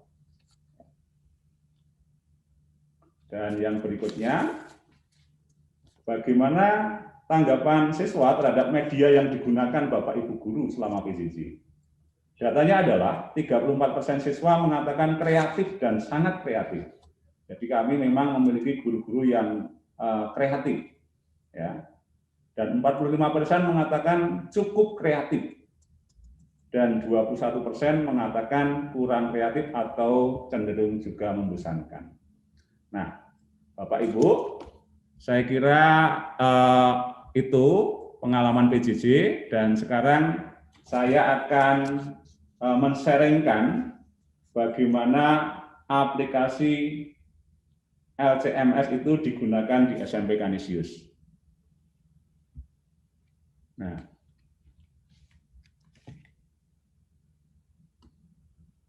jadi para siswa bisa mengakses LCMS itu dari web sekolah, ya. Jadi akan dimasukkan, diarahkan ke e-school. Nah, di sana ada learning, ini untuk buka Padlet, lalu ini adalah untuk melihat informasi, dan ini LCMS. Nah, saya langsung buka aja di LCMS. Nah, Bapak Ibu, kita diminta login ya, biasanya seperti Mbak Ira tadi.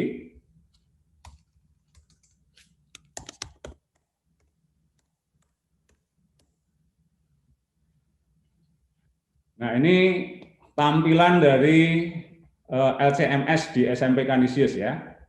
Nah, seperti ini. Nah, ini juga sama, ini buku-buku yang kami gunakan ya. Kalau kita lihat seperti ini buku-buku terbitan dari Bumi Aksara ya. Mas Dhani kayaknya Mas Media belum ada ya. Nah, mudah-mudahan tahun depan guru-guru kami jatuh hati kepada Mas Media. Mudah-mudahan, Pak. Ya, ini belum ada. Oke. Nah, sekarang ini sangat mudah. Saya sebagai kepala sekolah, meskipun saya juga istilahnya orang Jawa gradul gitu ya, saya bisa mengoperasikan dengan mudah ya. Sederhana seperti apa yang disampaikan oleh siswa dalam video tadi. Nah, seperti ini. Saya bisa melihat bahwa di sini kami ada 560 ya, itu siswa dan guru, semua terhubung dengan aplikasi LCMS ini. Nah, jujur karena kami menggunakan tidak di awal tahun ajaran baru, sudah di pertengahan semester begitu ya, maka kami belum menggunakan secara maksimal fitur-fitur yang ada di sini. Nah, kalau boleh saya katakan bahwa guru-guru lebih banyak menggunakan fitur learning activities ini ya. Nah, ini karena saya sebagai admin, maka saya bisa melihat semua apa yang dibuat oleh Bapak Ibu guru saya. Nah, kalau dilihat ini sudah ada 255 kreativitas ya yang dibuat oleh Bapak Ibu guru dengan menggunakan Pesona Edu Ikhlas ini. Nah, saya tidak akan men-sharingkan semua. Saya justru akan men-sharingkan ketika pelajaran tatap muka itu siswa itu kurang tertarik, ya, cenderung mengantuk. Nah, bahkan gurunya itu sangat antusias, gurunya juga sama, ya, sudah dengan berbagai cara, dengan cerita, tetap tidak menarik. Nah, tetapi dengan LCMS ini, ya, ini adalah guru PKN ya. Nah, Saya tidak tahu di sekolah-sekolah lain apakah juga anak-anak itu tidak tertarik dengan guru PKN, nah, tetapi atau materinya begitu ya. Nah, ini akan saya sharekan. Nah, kebetulan guru ini menjadi guru terbaik dan terkreatif tahun lalu di dalam pembelajaran PJJ, ya, pilihan para siswa. Nah, ini. Nah, mereka menjelaskan tentang Konstitusi Indonesia dan perjuangan penyusunannya. Nah, ini akan saya buka seperti ini. Nah, ternyata guru itu hanya memberikan video-video, ya, video-video terkait dengan materi itu. Ada 1, 2, 3, 4, 5. Nah, kemudian soalnya itu, ini ada video, kemudian ada deskripsi, ya. Nah, kemudian soalnya ada 3. Ya, free respon, jadi jawaban panjang, kemudian audio respon, jadi suara, ya, anak-anak menjawab dalam bentuk suara, kemudian video respon, ini dalam bentuk video. Nah, ini menurut saya sangat menarik. Nah, saya bisa melihat, ya, kalau tadi Mbak Ira malu-malu membuka hasil kompetisi, nah saya tidak malu-malu. Saya buka supaya Bapak Ibu bisa menyaksikan tampilannya seperti apa. Nah, tampilannya seperti ini, Bapak Ibu, ya. Jadi videonya ditonton, ada 5, kemudian gurunya memberikan 3 pertanyaan. Ya. Pertanyaan harus dijawab secara tertulis, ya, jawaban panjang. Lalu yang direkam, kemudian dengan video.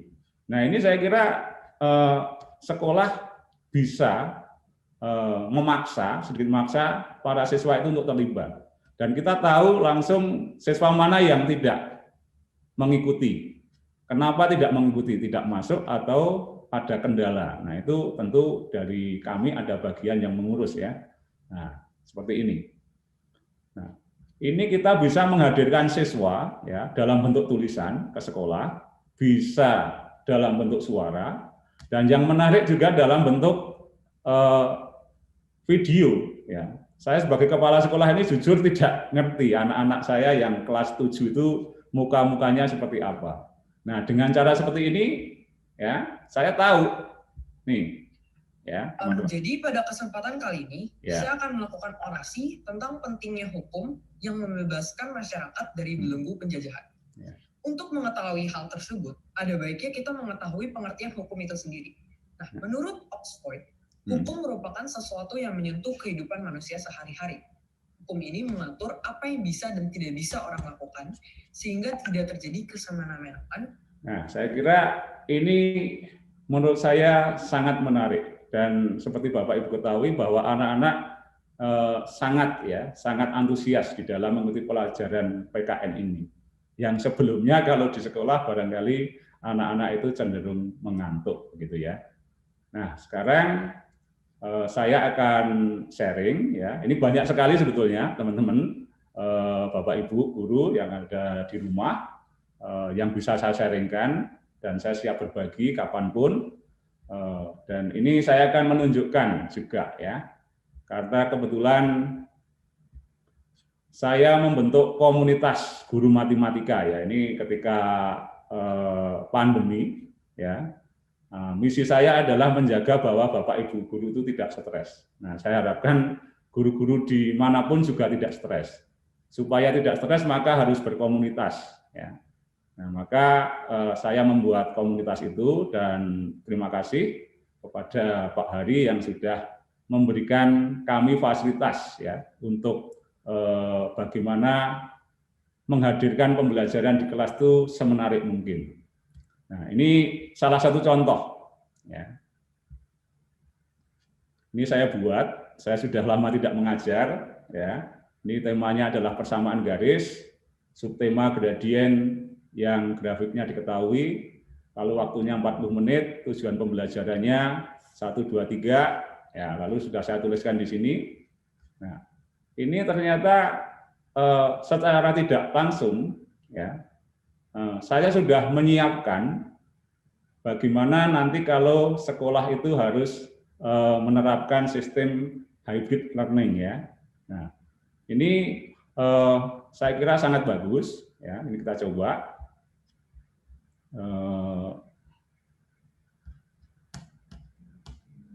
Ya. Nah, yang baik itu seperti ini, bahwa video langsung bisa diklik di sini ya. Nah, saya membuat video. Nah, kemudian anak-anak bisa melihat bentuk soalnya di bawahnya. Ya, jadi bisa di-scroll ke bawah ke atas gitu ya. Ya, seperti ini. Interaktif, inovatif. Ya, ini soal-soalnya bisa. Dan soal matematika tidak harus. Pada kesempatan ya. Kali ini tidak harus jawabannya itu angka, jawabannya juga bisa kata-kata ya. Gradien persamaan garis lurus dari grafiknya. Teman-teman pasti pernah mendapat dalam gambar ada 2 buah bukit.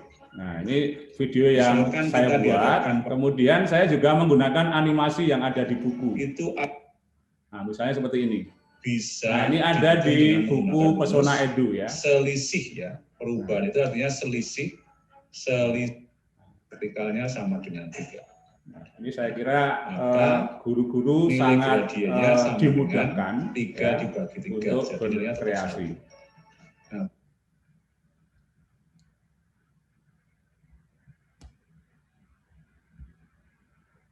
baik, saya kira itu Mbak Hani yang bisa saya sharingkan terkait dengan PJJ di SMP Kanisius. Itu baru sebagian kecil.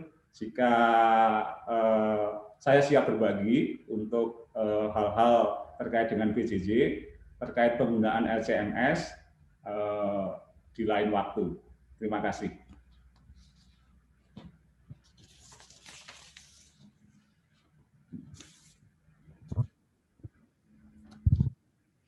Baik, terima kasih banyak Pak Santo, luar biasa yang tadi sudah dijelaskan, sangat lengkap sekali ya.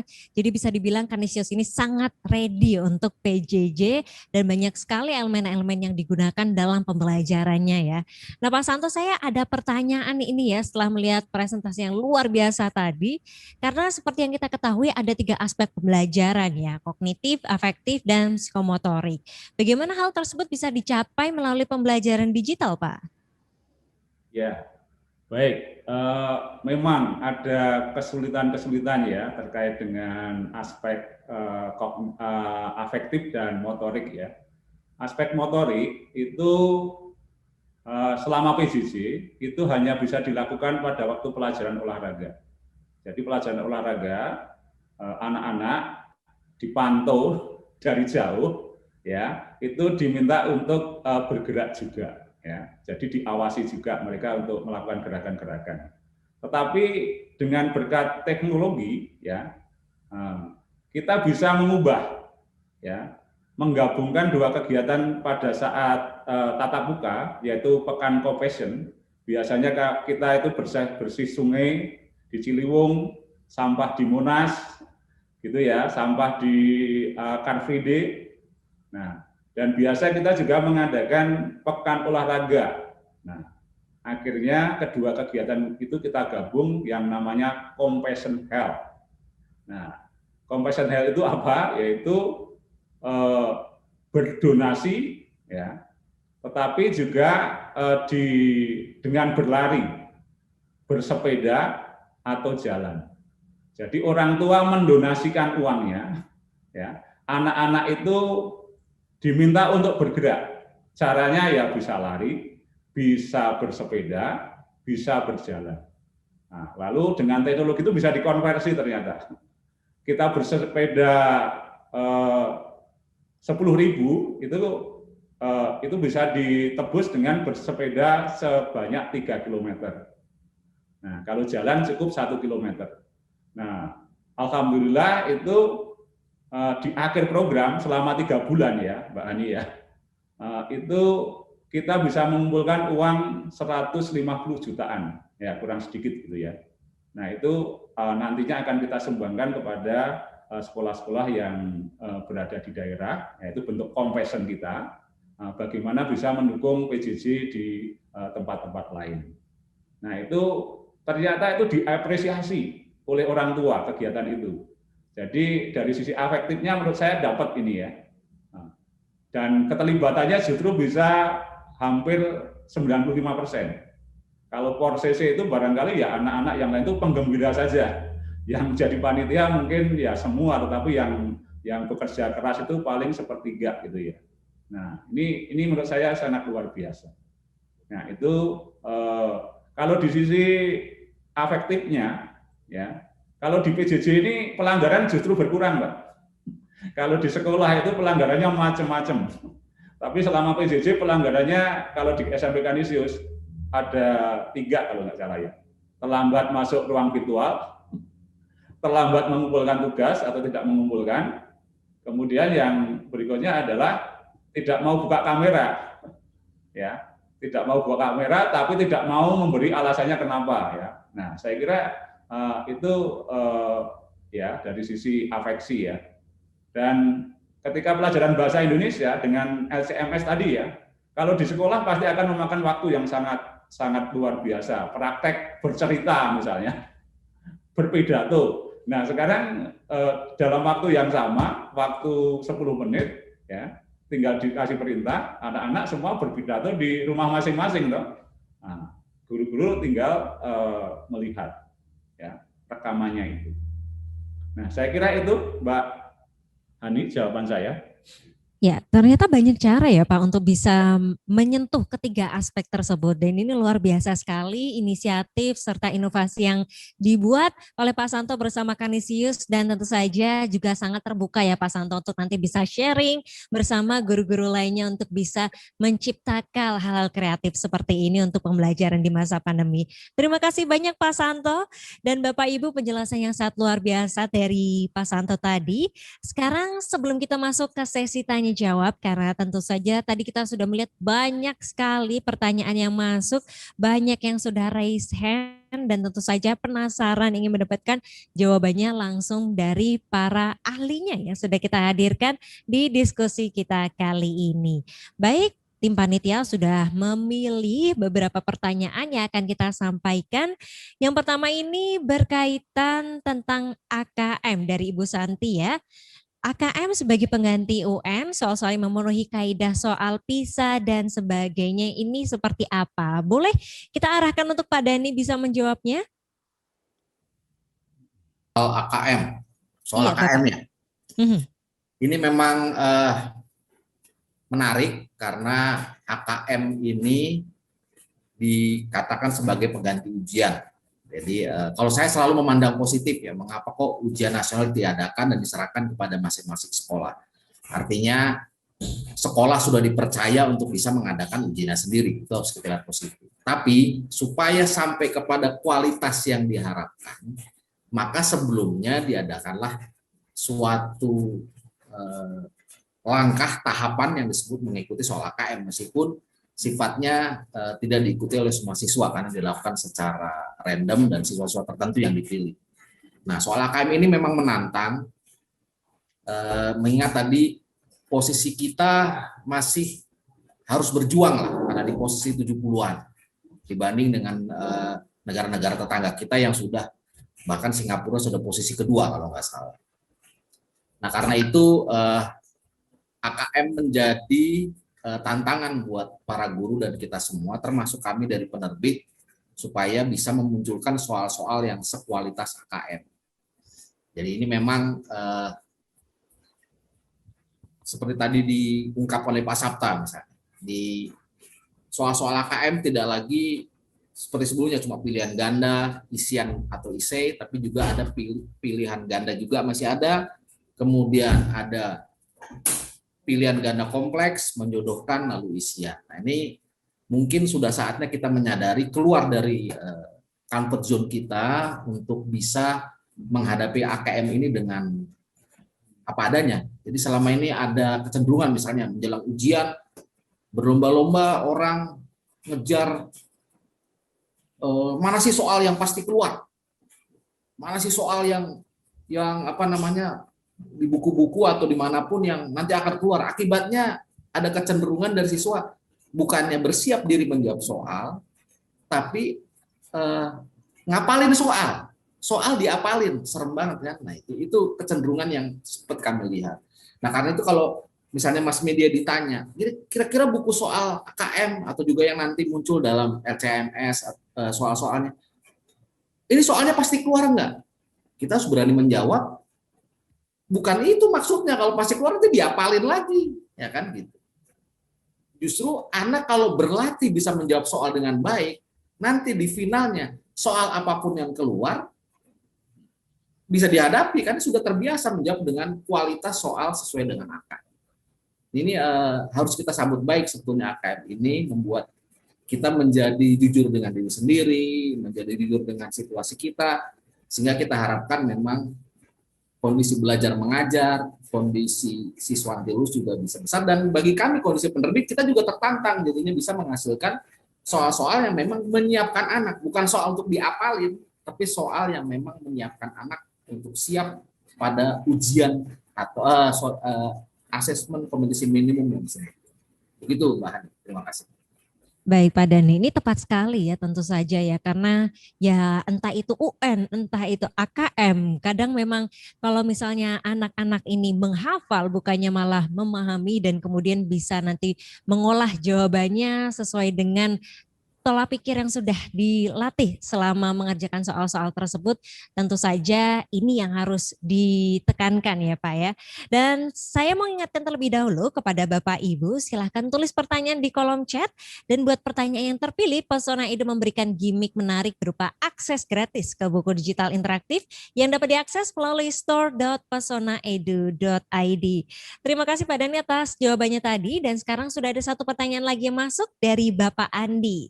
Ini pertanyaannya mengenai sekolah atau daerah lain juga ingin mengadakan kompetisi seperti yang dilakukan MGMP DKI bersama Pesona Edu. Nah, sepertinya yang harus menjawab ini kami arahkan ke Pak Bu Ira ya. Baik, silakan Ibu Ira. Oke, terima kasih Mbak Hani. Untuk ini ya, pelaksanaan di daerah lain. Iya. Nah, kebetulan kompetisi yang kali ini kita kerjasamanya dengan MGMP DKI Jakarta, sehingga dilaksanakannya hanya di Jakarta. Walaupun online sebenarnya bisa di mana-mana, tapi tim panitianya kan MGMP DKI Jakarta. Sudah banyak juga sih sebenarnya yang menanyakan kepada kami di sosial media, di mana ya, ini boleh diikuti sama daerah lain nggak ya? Gitu. Jadi sepertinya sudah ditunggu-tunggu juga ada kompetisi serupa di wilayah-wilayah yang lain selain Jakarta. Ya Pesona Edu sih terbuka, kita kalau nanti ada daerah lain atau sekolah atau dinas pendidikan bahkan Dikbud mau kerjasama dengan Pesona Edu menggunakan platform kita untuk lomba kompetisi yang tingkatnya nasional, kita siap gitu. Jadi memang kita juga punya cita-cita supaya kompetisi ini nih bisa dilaksanakan secara nasional ya, supaya daerah-daerah lain juga bisa ikut menikmati dan berpartisipasi dalam kompetisi gitu Mbak Hani. Baik, kita tunggu tentu saja ya, semoga ini nanti kompetisi yang awalnya dimulai dari DKI Jakarta nanti bisa segera menyeluruh ke seluruh Indonesia. Kita lanjut lagi, ada pertanyaan dari Ibu Orni. Tadi didemokan buku digital interaktif dan platform asesmennya. Bagus sekali. Berapa harga dan bagaimana cara mendapatkannya? Nah, ini sepertinya kita juga ke Bu Ira lagi ya. Silakan Ibu Ira. Oke Mbak Hani, pertanyaannya bisa didapatkan gimana dan harganya berapa gitu ya Mbak Hani ya? Iya. Oke, jadi kalau buku interaktif, tadi kan ada 2 macam produk ya. Buku interaktif itu harganya hampir sama dengan kalau misalnya Bapak Ibu beli buku cetak gitu ya. Lebih murah sedikit di bawahnya buku cetak. Jadi misalnya buku cetak kalau harganya 100.000, kita jual harga buku interaktifnya itu kurang lebih 80-90% dari harga buku cetaknya. Jadi sekitar 80-90 ribu, tapi sudah ada interaktifnya gitu. Jadi nggak sekedar PDF only, ada interaktifnya gitu. Jadi kalau harga sih sebenarnya sangat bervariasi. Kita kerjasama kalau di Indonesia itu dengan beberapa penerbit, salah satunya ada Mass Media, Bumi Aksara, ada Irama Widya, ada penerbit Duta, dan lain-lain. Itu memang setiap judul itu harganya berbeda. Nah, kalau misalnya Bapak Ibu ingin membeli buku interaktif ini, itu bisa didapatkan melalui Siplah. Jadi buku interaktif ini kita upload juga di Siplah Pesona Edu. Nah, dan bisa digunakan dana BOS ya jadinya untuk membelinya gitu. Kemudian kalau yang Pesona Edu E-Class itu adalah platform ya. Jadi kalau platform itu kita nanti delivernya adalah akun. Ada akun siswa, ada akun guru. Nah, akun guru yang nanti punya kemampuan untuk membuat soal-soal seperti yang tadi didemokan gitu. Nah, harga per akunnya ini 200.000 tapi untuk penggunaan 1 tahun. Nah, untuk penggunaan 1 tahun dan itu bisa digunakan untuk mata pelajaran apapun, tergantung gurunya. Gurunya kan bisa meracik sendiri ya. Mau kalau gurunya bahasa Inggris ya dia meracik soal-soal bahasa Inggris gitu. Kalau yang buku interaktif tadi ya pastinya sesuai mapel. Misalnya buku Mass Media Matematika kelas 7 yaitu sudah 1 judul di dalamnya isinya adalah materi kelas 7. Tapi kalau platform E-Class itu adalah template atau tools aplikasi di mana di dalamnya guru bisa berkreasi sendiri seperti itu. Dan keduanya bisa didapatkan melalui Siplah, Mbak Ani. Di siplah.pesonaedu.id. Ya, terima kasih Bu Ira. Jadi masih affordable begitu ya, masih masuk di kantong lah. Apalagi ini tentu saja menjadi satu media pembelajar yang sangat menarik untuk kita coba ya. Kita berlanjut ke pertanyaan dari Ibu Rosa. Saya orang tua, bagaimana cara mendapatkan konten-konten seperti ini? Apakah harus melalui sekolah atau bisa dibeli secara pribadi untuk anak saya? Bu Ira, silahkan. Saya lagi Mbak Hani. Iya. Oke, orang tua ya. Tadi memang yang saya sebutkan Siplah itu untuk sekolah karena kan sekolah belanja pakai dana BOS, pakai Dapodik ya. Nah, kalau orang tua tentunya tidak punya Dapodik, tidak bisa beli di Siplah. Kita punya platform satu lagi namanya store.pesonaedu.id. Mungkin kalau bisa jadi ini adalah online store.pesonaedu.id di mana itu ada paket-paket untuk berlangganan buku interaktif. Nah, itu ya siapa saja kalau itu. Jadi ada paket misalnya paket SMP kelas 7, dalamnya ada macam-macam tuh buku. Dan dari berbagai penerbit gitu. Berlangganan 1 bulan misalnya 40.000 udah bisa buka kayaknya ada sekitar 40-an buku dari berbagai penerbit dan macam-macam mapel gitu. Udah langsung bisa dibuka atau bisa juga 1 tahun gitu. Jadi kalau yang seperti ini nggak perlu dapodikan, tinggal langsung beli aja bisa kalau di sini. Gitu Mbak Hani. Oke, baik. Jadi bisa didapatkan di store.pesonaedu.id. Wah, tentu saja ini menjadi kesempatan yang sangat bermanfaat ya. Dan jangan dilewatkan oleh para orang tua murid karena siapapun juga bisa belajar menggunakan media dari Pesona Edu ini. Kita beralih ke pertanyaan dari Bapak Saripudin Juhri. Pak Susanto, mau ini bercanda ini ya, apakah di SMP Kanisius mempraktekkan hybrid learning dengan sebagian siswa masuk dan sebagian online? Kalau iya, bagaimana teknis pelaksanaannya di kelas? Silakan Pak Santo. Ya, terima kasih pertanyaannya Pak Sarifudin ya. Saya belum menjelaskan secara tuntas sebetulnya PJJ yang ada di sekolah kami. Nah, sebenarnya PJJ di SMP Kanisius itu tidak sama persis ketika guru mengajar tatap muka. Jadi metodenya saya ubah, ya, modelnya saya ubah. Jadi guru-guru itu saya bagi menjadi rumpun-rumpun bidang studi. Mereka mengajar secara kolaborasi, ya. Jadi anak-anak yang tadinya satu angkatan itu 6 kelas, saya gabung jadi 1 kelas. Tapi diajar oleh 6 guru bidang studi. Ya, 1 rumpun. Nah, kalau matematika itu sudah mencukupi, gurunya ada 6, 7 dengan saya. Kalau IPA saya gabung dengan prakarya karena berbasis TIK, itu ada 7 guru. Seperti itu. Jadi kadang-kadang webinar setengah jam, kemudian kita breakout room, kelas kecil-kecil, seperti itu. Nah, maka itu juga sangat mudah diimplementasikan ketika harus hybrid learning. Ya.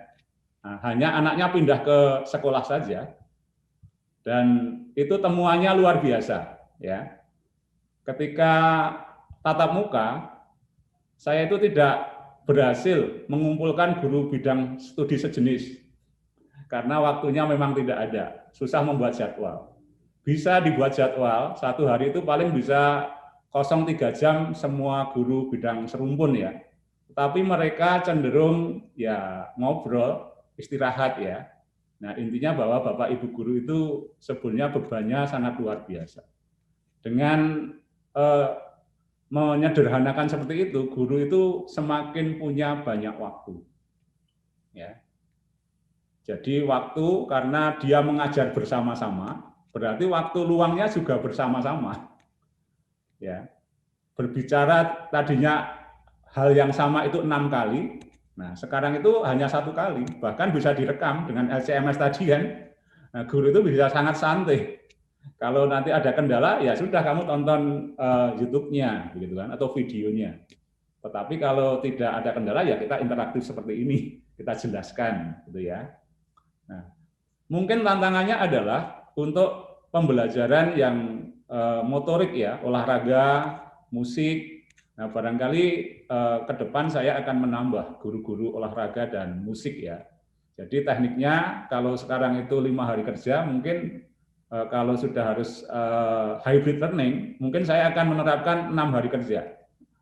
Jadi selang-seling, hari Senin kelas 7, yang lain di rumah, lalu hari Selasa kelas 8, dan seterusnya. Jadi masing-masing kelas itu bisa masuk sekolah itu 2 hari. Dan saya kira 2 hari itu cukup menjawab terkait dengan kompetensi yang terkait dengan keterampilan atau motorik itu ya, saya kira itu dilakukan di sekolah. Dan untuk yang hal-hal yang lain, saya kira itu bisa dibantu dengan teknologi seperti LCMS. Mungkin itu jawaban saya, semoga bisa menjawab. Terima kasih. Baik, terima kasih Pak Santo. Memang saat ini masih ada beberapa kendala begitu ya. Tapi yang paling utama adalah bagaimana cara kita untuk bisa mensiasatinya begitu ya. Dan tentu saja kita masih terus mengupayakan upaya pembelajaran hybrid learning karena ini sekali lagi merupakan suatu kemajuan bagi kita. Jadi walaupun nanti sudah ada pembelajaran tatap muka, habit yang sudah kita dapatkan, keahlian kita dapatkan dari hybrid learning ini semoga masih bisa dilanjutkan terus. Baik, dan Bapak Ibu hadirin, tadi adalah pertanyaan terakhir pada sesi tanya jawab kita kali ini dan tidak terasa. Kita sekarang sudah di penghujung talk show karena sudah jam 4 lebih ya. Bapak Ibu peserta talk show, kita sudah mendengarkan paparan dari masing-masing narasumber kita dan sangat luar biasa Bapak Ibu. Satu harapan besar yang akan meningkatkan kualitas pendidikan di Indonesia yang sebelumnya diprediksi akan menurun karena ketidaksiapan dunia pendidikan di Indonesia dalam menghadapi era pandemi. Dan apakah sistem hybrid learning ini menjadi sistem yang terbaik untuk diterapkan secara massal di seluruh sekolah di Indonesia? Tentu salah satunya ada di tangan Bapak Ibu sebagai pendidik. Dan untuk mendapatkan buku-buku digital interaktif Pesona Edu dapat diakses melalui store.pesonaedu.id. Dan silakan Bapak Ibu follow sosial media Pesona Edu ya di Instagram @pesonaedu dan Facebook Pesona Edu Community. Terima kasih dan semoga seluruh informasi dan juga diskusi yang kita lakukan hari ini bisa menambah pemahaman, menimbulkan ide-ide baru dan juga memberikan semangat bagi kita semua insan pendidikan, orang tua dan juga seluruh masyarakat dan juga siswa-siswa untuk terus belajar meski kita di tengah pandemi dan memerlukan cara-cara kreatif untuk memberikan pengajaran edukasi yang menyenangkan. Baik, sampai jumpa di kegiatan kita dan talk show selanjutnya bersama Pesona Edu. Terima kasih. Wassalamualaikum warahmatullahi wabarakatuh.